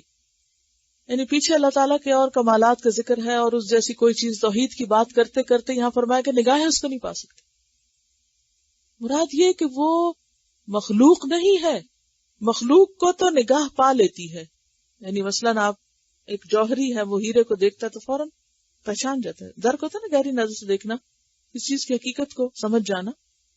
تو اس نے دیکھا اور پا لیا، ہاں سمجھ گیا یہ چیز یہ ہے، یہ اس کی حقیقت ہے. اسی طرح آپ کو جس چیز سے دلچسپی ہوتی ہے آپ اس کو ایک نظر دیکھتے ہیں، گہری نظر دیکھتے ہیں، فوراً پا لیتے ہیں اچھا یہ کس کوالٹی کی ہے اور کیسی ہے. لیکن اللہ سبحانہ و تعالیٰ کی ذات مخلوق کے تصور سے باہر ہے، مخلوق کی ریچ سے باہر ہے، مخلوق کے اندازے سے بالا ہے، کسی کے بس میں ہی نہیں، کیونکہ سب مخلوق ہے اور وہ خالق ہے. تو یہ خالق اور مخلوق کا فرق بتانے کے لیے کہا جا رہا ہے کہ وہ تمہاری نگاہیں پا لیتا ہے، تم نہیں پا سکتے اس کو. تو یہاں یہ مسئلہ چھیڑنے کی ضرورت نہیں ہے کہ دیکھیں گے یا نہیں. وہ تو واضح سی بات ہے کہ کچھ لوگ دیکھیں گے قیامت کے دن اور کچھ نہیں، لیکن دیکھنے والے بھی اس کی اصل چیز کو نہیں پا سکیں. یہ بالکل ایسے کہ جیسے ہم کہتے ہیں اللہ کا ہاتھ، تو اللہ کا ہاتھ کیسا ہے ہمیں نہیں پتا، ہم مانتے ہیں ہے، لیکن کیسا ہے لا تدرکہ الابصار، نہ ظاہری نگاہیں اور نہ امیجنیشن. ہمارے بصیرت یا ہمارے اندر کی بھی کوئی قوت ایسی نہیں کہ جو اس بات کو جان سکے کہ اس کا ہاتھ کیسے یا اس کا چہرہ کیسے. ہم یہ مانتے ہیں کہ اس کا چہرہ ہے، لیکن ہمیں نہیں پتا، کیونکہ لا تدرکہ الابصار، وہاں جا کے امیجنیشن بھی ہار جاتا ہے. وہو اللطیف الخبیر، اور وہ لطیف ہے. لطیف کا لفظ لطف سے نکلا ہے، یعنی لطف و کرم کرنے والا ہے، مہربانی کرنے والا ہے اپنے بندوں پر، اپنے دوستوں پر، یعنی ان کو فائدہ پہنچانے والا ہے. الخبیر، خوب خبر رکھنے والا ہے. اور لطیف کا ایک معنی باریک بین بھی ہوتا ہے، بہت باریک چیزوں کی بھی خبر ہے اس کو، اور بڑی بڑی باتوں کی خبر بھی ہے اس کو. قد جاءکم، تحقیق آ چکے تمہارے پاس. کس کے پاس؟ ہم سب کے پاس. بصائر، بصائر. بصائر کیا ہے؟ بصائر جو ہے یہ بصیرت سے، بصیرت نفس کی بینائی کو کہتے ہیں. کیا کہا ہے میں نے؟ نفس کی بینائی. مطلب کیا ہے اس بات کا؟ دل کی آنکھ. ایک ہے نا ظاہری آنکھ، رؤیت بصر، یہ جو سامنے کی آنکھ، اور ایک ہے رؤیت نفس، بصیرت کی آنکھ، اندر کی نگاہ. تو بصیرت کا لفظی معنی ہوتا ہے نفس کی بینائی، وہ قوت جس سے علمی حقائق کا پتہ چلایا جائے. اور بصر کیا ہوتی ہے؟ جس سے حسی اشیاء کو دیکھا جا سکے. بصر کیا کرتی ہے؟ آنکھ کیا کرتی ہے؟ حسی اشیاء کو دیکھتی. حسی کون سی؟ مثلا میری آنکھ کیا دیکھ رہی ہے؟ قلم دیکھ رہی ہے، کتاب دیکھ رہی ہے، میز دیکھ رہی ہے، آپ کو دیکھ رہی. آپ حسی ہیں، یہ سب حسی ہے، تو یہ کس کا کام ہے؟ آنکھ کا. لیکن بصیرت کیا ہوتی؟ وہ صرف حسی اشیاء کو نہیں دیکھتی، بلکہ حسی اشیاء کی غایت، یہ جو سامنے نظر آنے والی چیز ہے اس کے پیچھے جو اس کا مقصد اور جس چیز کی طرف وہ دلالت کرتی ہے اس کو بھی دیکھتی. آپ نے جب لفظ عالمین پڑھا تھا تو آپ کو یہ بتایا تھا کہ عالمین علم سے نکلا. علم نشانی کو کہتے ہیں، اور نشانی کسی چیز کے اوپر دلیل ہوتی ہے، کسی چیز کی طرف لے جاتی ہے نا آپ کو. مثلا آپ یہاں سے کسی جگہ جا رہے ہیں، آپ کسی شاپ کے لیے یا کسی پارک کے لیے، تو وہاں آپ کیسے پہنچتے ہیں؟ کیا دیکھ دیکھ کے پہنچتے ہیں؟ نشانیاں دیکھ دیکھ کے نا. اچھا وہ فلاں جگہ سے مڑ جانا، وہاں فلاں مال ہوگا، وہاں فلاں درخت ہوگا، فلاں چیز ہوگی، لائٹس کے پاس سے ادھر ہو جانا، ادھر یہ لکھا ہوگا، یہ سب نشانیاں ہوتی ہیں. تو یہ نشانیاں کس لیے ہوتی ہیں؟ روڈ سائنس کس لیے ہوتے ہیں؟ ہم کو اصل منزل تک پہنچانے کے لیے، ٹھیک ہے نا. اسی طرح یہ سارے سائنس، یہ درخت ہے، یہ بادل، پہاڑ، یہ سب کچھ، یہ کیا ہے؟ سائنس، علم ہے. یہ کس کو پہچاننے کے لیے؟ اللہ تعالیٰ کو پہچاننے کے لیے. آنکھ کیا دیکھتی ہے؟ درخت دیکھ رہی ہے. بصیرت کیا دیکھتی ہے؟ دل کی آنکھ کیا دیکھتی ہے؟ اس کے پیچھے کون ہے؟ اس کا بنانے والا کون؟ Who is the creator؟ بصر کریشن دیکھتی ہے اور بصیرت کریٹر تک پہنچتی ہے. تو لوگوں، تمہارے پاس بصائر آ چکے ہیں، بصیرتیں آ چکی، واضح آیات اور نشانیاں، کھلے دلائل آ چکے. من ربکم، تمہارے رب کی طرف سے، تمہارے رب کی طرف سے تمہیں بصیرت یعنی ایسے دلائل مل چکے ہیں جس سے تم حق کو پالو. فمن ابصر، تو جو کوئی دیکھے، فلنفسہ، تو وہ اس کے نفس کے لیے، اس کی اپنی ذات کے فائدے کے لیے، ومن عمی، اور جو اندھا بنا رہے، فعلیہا، تو اسی پر ہے کیا؟ ذمہ داری، تو وہ خود ذمہ دار۔ وما انا علیکم بحفیظ، اور نہیں ہوں میں تم پر نگہبان، نگران، میں کیا ہوں پھر؟ بشیرا و نذیرا۔ تو نبی صلی اللہ علیہ وسلم کو کیا کہا گیا کہ آپ لوگوں کو بتا دیجئے کہ قرآن میں، کائنات میں کھلی کھلی نشانیاں اس بات کی موجود ہیں کہ جن کے ذریعے تم اپنے رب کو پہچان سکتے ہو۔ اگر پھر بھی کوئی اندھا بنا ہوا ہے تو اس کا ذمہ دار پھر کوئی پیغمبر نہیں ہو سکتا، اس کے اندھے پن کا، اس کا ذمہ دار وہ خود ہے۔ اور جو آنکھیں کھول کے حق کو پہچان لے اور مان لے، اس کا فائدہ بھی خود اسی کو ملے گا۔ فمن اہتدی فانما یہتدی لنفسہ ومن ضل فانما یضل علیہا، سورۃ یونس آیت 108۔ فصلت آیت 46 میں آتا ہے من عمل صالحا فلنفسہ ومن اساء فعلیہا وما ربک بظلام للعبید، سورۃ الحج آیت 46 میں آتا ہے فإنها لا تعمى الأبصار ولكن تعمى القلوب التي في الصدور، آنکھیں اندھی نہیں ہوتی، دل اندھے ہو جاتے ہیں جو سینوں میں ہے۔ یعنی آنکھ سے تو مثلا درخت نظر آ رہا ہے، لیکن دل سے وہ روشنی نہیں آ رہی کہ جو اس درخت کے بنانے والے کو پہچان سکے یا اس کے ذریعے اس تک پہنچ سکے، اس کو پا سکے۔ تو اس کی وجہ کیا ہوتی کہ وہ لوگ نظر تو رکھتے ہیں، بصیرت نہیں رکھتے، لہذا چیز کو تو دیکھتے ہیں، بنانے والے کو نہیں پہچانتے۔ ایسے شخص سے بڑھ کر اندھا کون ہوگا کہ جس کو چیز نظر آ رہی ہو اور اس کے پیچھے جا کر بنانے والے کا پتہ نہ چل رہا ہو، یا وہ سمجھے کہ یہ سب کچھ خود ہی بن گیا ہے۔ وَكَذَلِكَ نُصَرِّفُ الْآيَاتِ، اور اسی طرح، کس طرح؟ یعنی جس طرح ہم نے نشانیاں واضح کر دی، نصرف الآیات، ہم پھیر پھیر کے لاتے ہیں آیات۔ صرف ہوتا ہے کسی چیز کو ایک حال سے دوسرے حال کی طرف منتقل کرنا، کسی چیز کو ایک حال سے دوسرے حال کی طرف لے جانا۔ تو ہم آیات کو پھیر پھیر کے بیان کرتے ہیں، کس لیے؟ وجہ، تاکہ بات سمجھ میں آ جائے۔ یعنی ایک بات کو مختلف طریقوں سے واضح کر کے بتاتے ہیں تاکہ تمہیں سمجھنے میں کچھ مشکل نہ ہو۔ لیکن لوگوں کا حال کیا ہے؟ وہ سمجھنے کی بجائے کچھ اور ہی اس کی توجیحات تلاش کرنے لگتے ہیں۔ مثلاً کیا کہتے ہیں؟ وَلِيَقُولُوا دَرَسْتَ، اور تاکہ یہ کہیں کہ تم پڑھا آئے ہو۔ درستہ، درس ہوتا ہے کسی کتاب کا پڑھنا اور سیکھنا۔ تو اہل عرب قرآن میں، اللہ کے کلام میں سارے دلائل پا رہے تھے اور خود کلام کو بھی دیکھ رہے تھے اور سمجھ رہے تھے کہ یہ کسی انسان کا نہیں، اللہ ہی کا ہے، لیکن سب کچھ جاننے کے باوجود پھر اندھے بن جاتے اور کیا کہتے کہ یہ کلام تم کسی انسان سے پڑھ کے آئے، کسی انسان نے تمہیں سکھایا۔ جیسا کہ سورۃ الفرقان میں آتا ہے وَقَالُوا أَسَاطِيرُ الْأَوَّلِينَ، وہ کہتے ہیں یہ پہلوں کی کہانیاں ہیں۔ اکتتبھا، جن کو لکھوا رکھا ہے، فہی تملی علیہ، پھر وہ اس پر املا کی جاتی ہیں، بکرۃ و اصیلا، صبح و شام۔ یعنی آپ کو کوئی اور لکھواتا ہے۔ اور اہل مکہ کا اعتراض کیا تھا کہ آپ قرآن کہاں سے لا رہے ہیں؟ وہ یہ نہیں کہتے تھے یہ اللہ کی طرف سے ہے، وہ کیا کہتے تھے؟ وہ کہتے تھے کہ یہ مکہ کے کچھ غلام ہیں جن کا نام یسار اور جبر وغیرہ تھا، جو رومی تھے، کہ رومیوں کی کتابوں میں جو کچھ لکھا ہوا تھا وہ رومی غلام آپ صلی اللہ علیہ وسلم کو لکھواتے ہیں اور آپ کے اوپر پڑھ کے سناتے ہیں، لہذا صبح شام آپ وہاں چھپ چھپ کے سیکھنے جاتے ہیں اور پھر آ کے لوگوں کو کہہ دیتے ہیں یہ اللہ کا کلام۔ وَلِيَقُولُوا دَرَسْتَ، کہ تم پڑھ کے آئے ہو کہیں سے، کسی نے پڑھایا۔ سورۃ النحل آیت 103 میں اس کی تردید کی گئی، وَلَقَدْ نَعْلَمُ أَنَّهُمْ يَقُولُونَ، اور ہم جانتے ہیں کہ وہ کہتے ہیں، انما يعلمه بشر، کہ اس کو کوئی انسان سکھاتا ہے.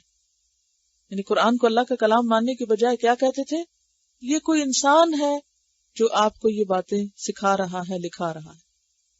لسان الذی یلحدون الیہ اعجمی، اس شخص کی زبان جس کی طرف یہ اشارہ کر رہے ہیں وہ تو اجمی ہے، وہ رومی غلام تو عرب نہیں ہے. وہذا لسان عربی مبین، اور یہ قرآن تو عربی مبین کی زبان میں اترا ہے. تو یہ ان کا کہنا بھی غلط ہے. آپ دیکھیے کہ آپ کتنے بھی اچھے ہوں کسی دوسری زبان میں، لیکن جو آپ کی مدر ٹنگ ہوتی یا جس میں آپ نے بچپن میں پڑھا لکھا ہوتا ہے، اس زبان کے علاوہ دوسری زبان میں فصیح و بلیغ بات کرنا ہمیشہ مشکل ہوتا ہے. سیکنڈ لینگویج کا حق اس طرح ادا نہیں ہو سکتا جس طرح فرسٹ لینگویج میں آپ کمیونیکیٹ کرتے ہیں. اللہ تعالیٰ فرماتے ہیں کہ ہم نے تو آیات کھول کھول کے بیان کر دی، لیکن ان کی سمجھ میں نہیں آتی.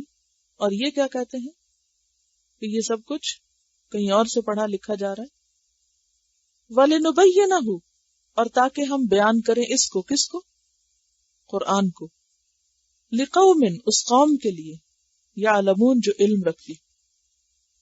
تو کیا قرآن پھر صرف علم والوں کے لیے بات بیان کرتا ہے؟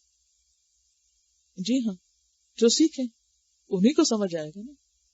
جو نہ سیکھیں تو ان کے لیے تو پھر کوئی معنی نہیں رکھتا، ان کو تو سمجھ نہیں آ سکتا. جو نہ جانے، یعنی اگرچہ قرآن سارے جہان والوں کے لیے ہے، لیکن فائدہ صرف جاننے والے اٹھا سکتے ہیں. دوسروں کے لیے تو اس کا ہونا یا نہ ہونا برابر ہے. انسان جس بھی چیز کو نہ جانتا اس سے فائدہ نہیں اٹھا سکتا. مثلا آپ کے سر میں درد ہے، دوا آپ کے گھر میں رکھی ہوئی ہے، لیکن آپ کو نہیں پتا کہ آپ یہ دوا کھائیں تو آپ کو فائدہ ہوگا. تو ہوتا کیا ہے؟ دوا رکھی ہوئی ہے، چونکہ آپ نہیں جانتے اس لیے آپ اسے نہیں کھا رہے، اور چونکہ آپ کھا نہیں رہے لہٰذا آپ فائدہ نہیں اٹھا رہے. قرآن ہمارے گھر میں ہے، ہم اسے نہ پڑھیں تو کیسے فائدہ ہو سکتا ہے؟ کیسے سمجھ آ سکتا ہے؟ اللہ تعالیٰ تو بیان کر رہے ہیں، کھول کھول کے بتا رہے ہیں، لیکن اگر اس کو بند ہی رکھا جائے تو پھر فائدہ تو نہیں ہو سکتا. تو یہاں بتانے کا مطلب یہ ہے کہ ہم آیات کو ویرائٹی کے ساتھ لوگوں کے سامنے لا کے رکھتے ہیں تاکہ لوگوں کو بات سمجھ آئے. لیکن لوگ دو طرح کے ہوتے ہیں. ایک ہے بدبخت جو سب کچھ جان کے الٹا اس کلام کو ہی حقیر سمجھتے ہیں اور اس کے مقابلے میں تکبر کرتے ہیں اور کیا کہتے ہیں کہ یہ تو خود ہی کہیں سے پڑھ کے آ گیا ہے اور یہ اللہ کا کلام نہیں. اور دوسرے کون ہوتے ہیں؟ جو اس کی باتوں کو سمجھتے ہیں، جانتے ہیں اور اس کو مان لیتے ہیں اور وہ سعادت مند ہوتے ہیں. اتبع، پیروی کیجیے. کس کو کہا جا رہا ہے؟ نبی صلی اللہ علیہ وسلم کو. کس چیز کی پیروی؟ ما، جو اوحیا، وحی کیا گیا ہے، الیک، آپ کی طرف، من ربک، تیرے رب کی طرف سے. آپ کو بھی حکم دیا جا رہا ہے کہ آپ کیا کریں؟ وحی کا اتباع کریں. اب آپ دیکھیں اگر یہ اللہ کے رسول کا کلام ہوتا تو وہ اپنے آپ کو یوں مخاطب کرتے اس کلام میں کہ آپ اس کلام کی پیروی کریں. کوئی اپنی کتاب میں ایسی بات لکھتا کہ اپنے آپ کو مخاطب کر کے کہے کہ جو کچھ اس میں لکھا ہے اس پہ خود بھی عمل کرو؟ نہیں، یہ اللہ کا کلام. تو اللہ تعالیٰ کیا فرما رہے کہ جو کچھ اس میں آیا ہے، جو کچھ دیا جا رہا ہے، اس کی پیروی آپ پہ بھی لازم. لا الہ الا ہو، اس کے سوا کوئی الہ نہیں، کیونکہ الہ تو بس ایک ہی ہے. وَأَعْرِضْ عَنِ الْمُشْرِكِينَ، اور مشرکین سے اعراض برتو. اعراض کیا ہوتا ہے؟ اگنور کرو، بے رخی برتو، توجہ نہ کرو. اعراض کیا ہے؟ توجہ نہ کرو. کیونکہ شرکیہ خیالات توجہ کے قابل ہی نہیں، اہمیت کے قابل نہیں. اچھا، بعض لوگوں کی عادت ہوتی ہے کہ بیکار سے بیکار بات میں بھی بحث شروع کر دیتے ہیں، یہ نہیں. تو اس آیت کی روح سے کیا پتہ چل رہا ہے ہمیں؟ کیا کرنا چاہیے بیکار باتوں کے معاملے میں؟ ان کو اگنور کر دینا چاہیے. وہ توجہ کے لائق ہی نہیں ہوتی، قابل التفات ہی نہیں ہوتی، اس قابل ہی نہیں کہ ان باتوں کو زبان پہ لایا جائے یا اہمیت دی جائے. دیکھیے، ہر شخص اپنی گفتگو کے موضوع سے پہچانا جاتا ہے، کون کس موضوع پہ بات کرتا ہے یا نہیں. آپ لوگوں کو کس سے پہچانتے ہیں؟ کسی بھی شخص کی قدر و قیمت، اس کا علم، وہ اندر سے کیا چیز ہے، وہ کس مقام پہ، کس درجے پہ ہے، اس کا اندازہ کہاں سے ہوتا ہے؟ لباس سے ہوتا ہے؟ نہیں، ہم تو یہی سمجھتے ہیں لباس سے ہوتا ہے، لہٰذا ہم کسی کو امپورٹنس دیتے ہیں، اہمیت دیتے ہیں تو کیا دیکھ کے؟ اسے پہنا ہوا کیا ہے، اسٹیٹس دیکھتے ہیں، لباس دیکھتے ہیں، رہن سہن دیکھتے ہیں، پہناوا دیکھتے ہیں کہ کیا پہنتا ہے وہ، اور سارا اسی سے اندازہ لگاتے ہیں، بس دیٹس اٹ۔ ظاہری نظریں تو یہ دیکھتی ہیں کہ کسی نے پہنا کیا ہے، لیکن صاحب بصیرت کہاں سے دیکھتے ہیں؟ کسی کو لباس سے پہچانتے ہیں یا اس کے پیچھے سے، گفتگو سے؟ ہر شخص اپنی گفتگو سے پہچانا جاتا ہے۔ جیسے کسی کا شعر ہے نا فارسی میں، اور اس کا معنی ہی بنتا ہے کہ جب تک انسان خاموش ہوتا ہے اس کے عیب اور ہنر چھپے رہتے ہیں۔ وہ کس درجے پہ ہے، کیا مقام ہے اس کا، کتنی قابلیت ہے، کیا اخلاق ہے، کتنا سمجھدار ہے اور کتنا احمق ہے، سب چھپا رہتا ہے۔ لیکن جب انسان بولنا شروع کرتا ہے تو جو اس کا اندر ہوتا ہے، یا جو اس کی قیمت ہوتی ہے، یا جو اس کی ویلیو ہوتی ہے، وہ سامنے آ جاتی ہے۔ یعنی کتنی خطرناک بات ہے یہ، اس کے باوجود ہم سوچ سمجھ کے نہیں بولتے۔ اظہار خواہ قلم سے ہو یا زبان سے ہو تو وہ آپ کی قابلیت کا پتہ دیتا ہے، لیکن ہم اس قابلیت کے بڑھانے کی طرف توجہ نہیں کرتے، پھر بھی نہیں سمجھتے کہ خاموش رہنے کی بجائے کیا کریں، قابلیت میں اضافہ کریں، کیونکہ خاموش رہنا حل نہیں ہے۔ حل کیا ہے؟ اصلاح۔ اب یہاں آپ سے کہا جا رہا ہے کہ مشرکین سے اعراض برتیں، یعنی ان کی بہت سی باتوں کا جواب نہ دیں، ان کی باتوں کو قابل توجہ نہ سمجھیں، ان کے جھوٹے پروپیگنڈے پہ کان نہ دھریں، کیونکہ ہر بات اس قابل نہیں ہوتی کہ اس پہ بندہ اپنی جان کھپائے اور اس کا جواب تلاش کرے۔ اور اس میں ہم سب کے لیے بہت بڑا سبق۔ مثلا جب آپ دین کی بات کرنے لگتے ہیں تو کیا ہوتا ہے؟ لوگ طرح طرح کی بحثیں چھیڑ بیٹھتے ہیں، اعتراض شروع کر دیتے ہیں۔ اور مثلا جس شخص نے قرآن پڑھا ہی نہیں، جو جانتا ہی نہیں، جس کی قدر و قیمت پہچانتا ہی نہیں، اگر وہ یہ کہے کہ آپ قرآن کیوں پڑھتے ہیں، آپ کیوں کھپا رہے ہیں اپنے آپ کو اس کے پیچھے، تو اس کا یہ قول کیا معنی رکھتا ہے؟ اس کی یہ بات کتنی وزنی ہے، یا اس کو کتنا وزن دینا چاہیے، کیا اہمیت دینی چاہیے؟ کچھ بھی نہیں۔ اس کو پتہ ہی نہیں کیا چیز ہے، جنہیں چکھی نہیں۔ لیکن کوئی بھی شخص جو اس کی قدر و قیمت پہچانتا ہو، وہ یہ بات کر بھی نہیں سکتا۔ پھر یعنی جو خود سمجھتا ہو اس کتاب کو اور اس سے فائدہ اٹھاتا ہو، صرف سمجھنا بھی کافی نہیں، جس کو خود اس سے فائدہ ہوا ہو، جس کو خود اس سے کچھ ملا ہو، یہ ہو نہیں سکتا کہ پھر وہ کسی پڑھنے والے کو روکے کہ نہ مت پڑھو، کہیں بھٹک نہ جاؤ۔ یہ نہیں ہو سکتا۔ جس کو خود اس سے روشنی ملی ہو وہ دوسروں کو بھی اسی سے روشنی دکھائے گا۔ تو اس آیت میں زندگی گزارنے کا ایک بہت بڑا اصول مل رہا ہے۔ نمبر 1، اتبع ما اوحی الیک، کرنے کا کام، پیروی کرو، کرتے جاؤ، سامنے رکھو اس کو جو آپ کے رب کی طرف سے آپ پہ وحی کیا گیا، اور نہ کرنے کا کام، معارض عن المشرکین، مشرکین سے اعراض برتو، ان کی باتوں، ان کے جھوٹے پروپیگنڈے، ان کی مخالفت اور ان کی فضول لغو باتیں اور تبصرے، ان کو قابل توجہ مت سمجھو۔ تو اس سے کیا پتہ چلتا ہے کہ من حسن اسلام المرء ترکہ ما لا یعنیہ، انسان کے اسلام کا حسن کس میں ہے؟ ان باتوں کو چھوڑ دے جس سے اس کا مطلب ہی نہیں، یعنی بیکار کی باتوں سے بچے، فضول کی بحثیں، بیکار کے قصے، لا یعنی باتیں، خرافات، بے مقصد کہانیاں، بے مقصد تبصرے، ان سب باتوں سے بچنا چاہیے، اور اپنی گفتگو کو ناپا تلا، سوچا سمجھا اور بھلائی پر مبنی ہونا چاہیے۔ اور ویسے بھی نامہ اعمال تولا جائے گا، اور یہ کسی انسان کے سمجھدار ہونے کی دلیل ہے نا کہ وہ مشرکانہ باتوں اور لا یعنی اور بالکل ایک متھ اور غیر حقیقی اور جن چیزوں کی کوئی بنیاد ہی نہیں، کوئی حقیقت ہی نہیں اور کوئی اصلیت ہی نہیں، ان چیزوں کے پیچھے سر کھپائے۔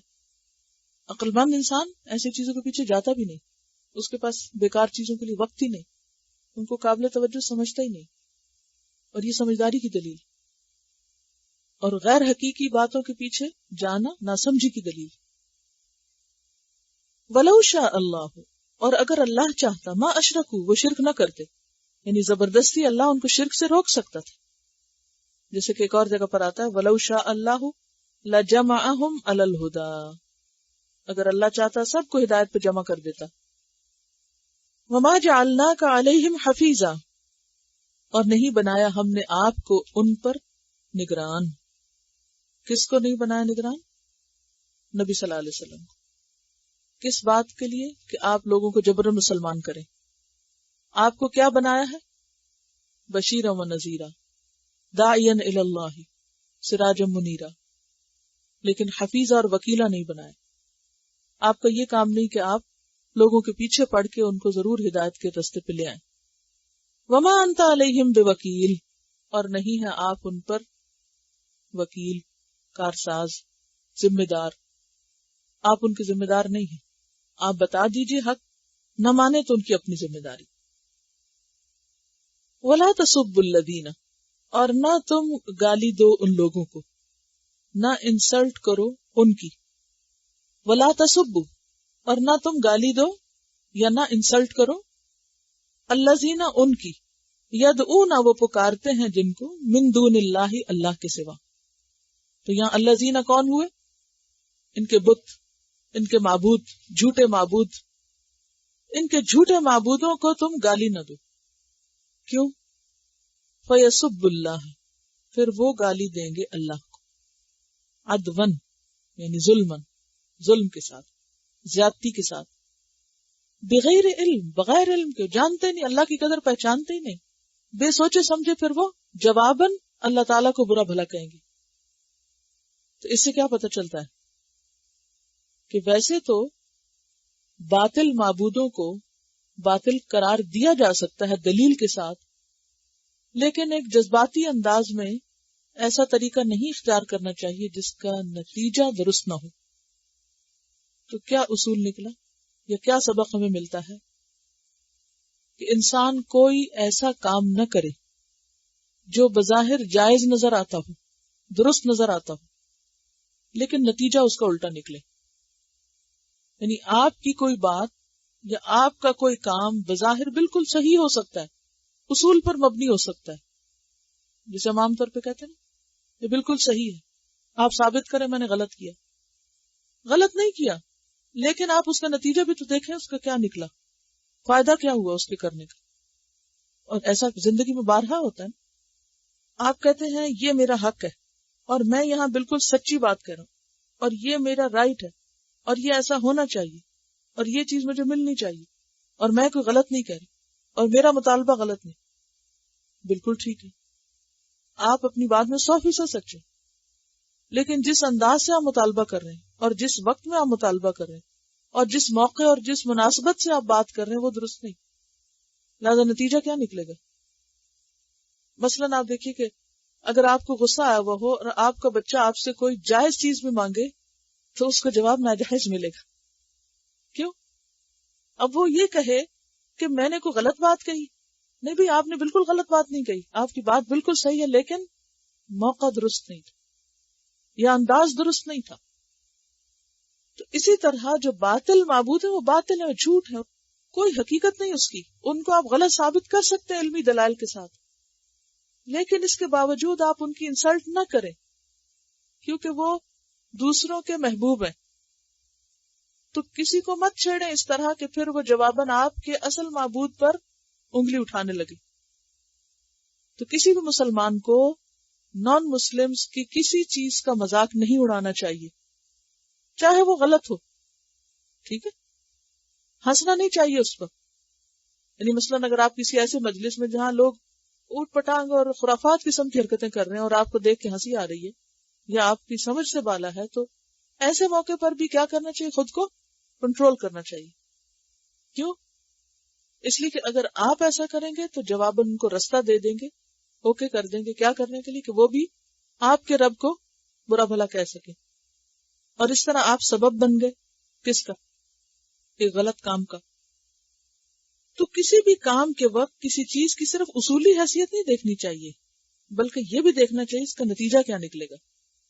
اور دوسری بات کیا پتہ چلتی ہے کہ اشتعال انگیز باتوں سے پرہیز کرنا چاہیے. ایسے جملے اور ایسی سٹیٹمنٹ سے بچنا چاہیے کہ جس سے اشتعال انگیزی پیدا ہو. اشتعال انگیزی کیا ہوتی؟ غصہ دلانا دوسروں کو ہرٹ کرنا، دوسروں کے جذبات مجروح کرنا. خواہ آپ کی بات کتنی بھی درست ہو، لیکن موقع درست نہ ہونے کی وجہ سے بسا اوقات اصلاح کی بجائے فساد پیدا ہو جاتا ہے. کذالک، اسی طرح، زینا، خوبصورت بنا دیے ہم نے، لکل امت، ہر امت کے لیے، ہر گروہ کے لیے، عملہم، ان کے اعمال. یعنی ہر امت، ہر گروہ جو کچھ کر رہا ہے وہ اپنے طور پہ بڑا ہی اچھا کام کر رہا ہے. مثلا آپ دیکھیں کہ جتنے بھی ادیان ہیں اس میں جو بھی ریچولز ہیں، ان ریچولز کو لوگ کتنا پابندی کے ساتھ ادا کرتے ہیں اور کتنی اہمیت دے کے، حالانکہ اس کی حقیقت کچھ بھی نہیں ہوتی، لیکن ان کے نزدیک کیا ہوتا ہے؟ وہ زندگی موت کا مسئلہ، بہت ہی اہم چیز. تو مبلغ کے لیے، داعی کے لیے یہ ایک بنیادی خصوصیت ہوتی ہے کہ وہ اشتعال انگیزی سے پرہیز کرے. ایسے مناظرے یا ایسی باتیں کہ جن کے نتیجے میں حق ثابت ہونے کی بجائے الٹا ہلکا پڑ جائے، تو وہ آپ کا طریقہ درست نہیں ہو سکتا. تو یہاں کیا کہا جا رہا ہے کہ ہر امت کے لیے ان کا عمل بڑا خوبصورت بنا دیا گیا ہے، ان کو اپنے اعمال بڑے اچھے لگتے ہیں. یعنی بعض اوقات کسی قبر کے اوپر جا کے لوگ پھول رکھ دیتے ہیں اور پیسے ڈالتے ہیں. کیا سمجھتے ہیں وہ بہت بڑا نیکی کا کام کر رہے ہیں. قبر پہ چراغ جا کے جلانا، قبر والے کو کیا خبر کہ اوپر چراغ جل رہا ہے، بالکل ایک بیکار سی چیز ہے. لیکن جو کرتا ہے وہ کتنے پنکچل ہو کے اور کتنی عقیدت کے ساتھ اور کتنے فائدہ مند سمجھ کے. اور آپ کو معلوم ہے کہ کچھ ملکوں میں تو باقاعدہ قبروں کے اوپر بل پے کر کے بتیاں لگوا دی جاتی ہیں. اب یعنی تیل تو جا کے ڈالنا پڑتا تھا نا.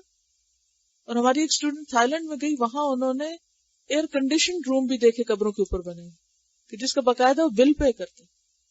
عقل میں آنے والی بات نہیں کہ وہ مردے کو جو قبر کے اندر دفن ہے اس کو ایئر کنڈیشن کیا فائدہ دے رہا ہوگا.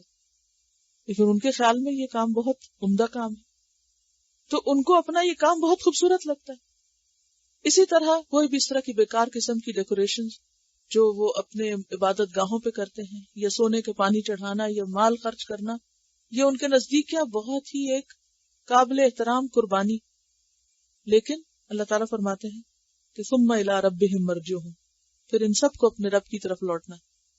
فینبئہم، پھر وہ انہیں بتائے گا، بما کانوا یعملون، کہ وہ کیا کرتے رہے، کیا کر کے آئے، ان کے اعمال کی حقیقت کیا تھی.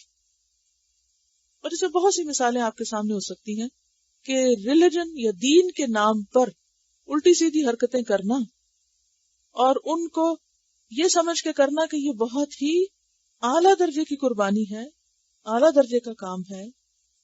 بعض اوقات اس کی حقیقت کچھ بھی نہیں ہوتی. قیامت کے دن انسان کے سامنے جب حقیقت کھلے گی تو انسان اپنے آپ پر خود لعنت بھیجے گا اور پچھتائے گا کہ وہ اپنا وقت کن چیزوں میں ضائع کر کے آ گیا.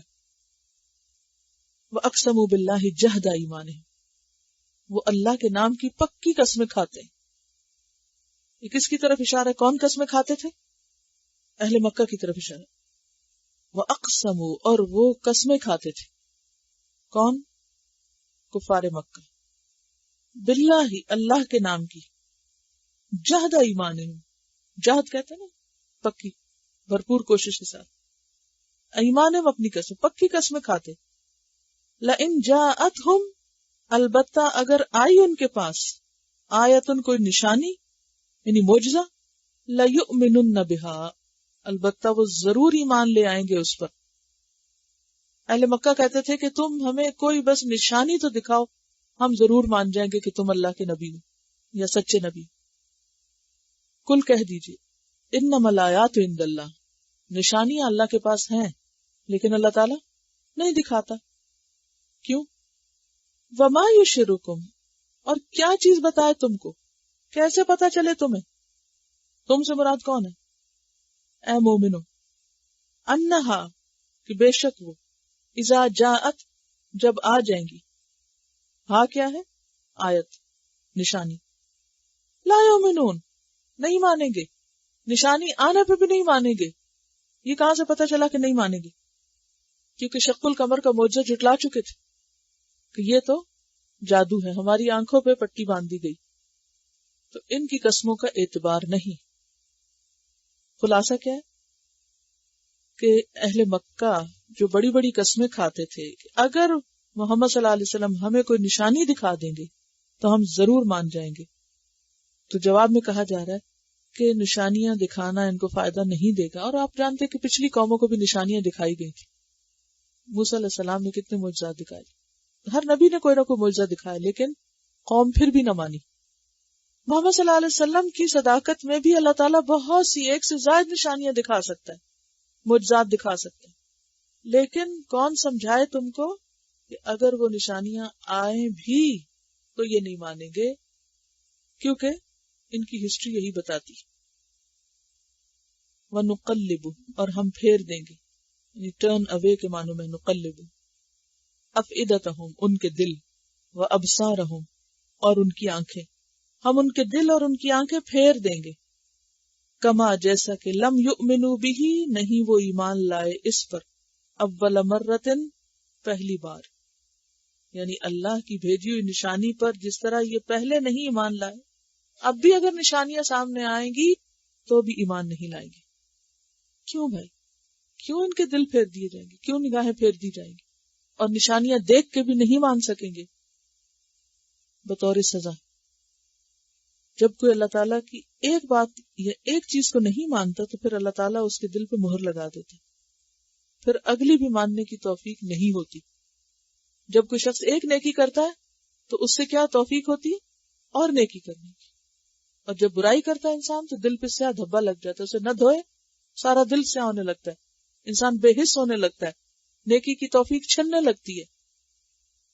تو چونکہ یہ پہلی نشانی نہیں مانے، فرمایا آئندہ بھی یہ نہیں مانیں گے۔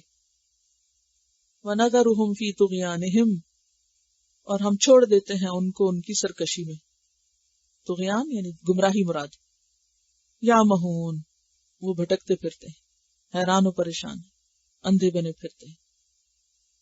سورۃ الحجر آیت 14 اور 15 میں فرمایا وَلَوْ فَتَحْنَا عَلَيْهِمْ بَابًا مِّنَ السَّمَاءِ، اگر ہم ان پر آسمان کا دروازہ کھول دیں، فَظَلُّوا فِيهِ يَعْرُجُونَ، اس میں یہ چڑھنے لگ جائیں، لَقَالُوا، البتہ پھر بھی کہیں گے، إِنَّمَا سُكِّرَتْ أَبْصَارُنَا، کہ ہماری آنکھوں کو مسحور کر دیا گیا، بل نحن قوم مسحورون، بلکہ ہم لوگوں پہ تو جادو کر دیا گیا۔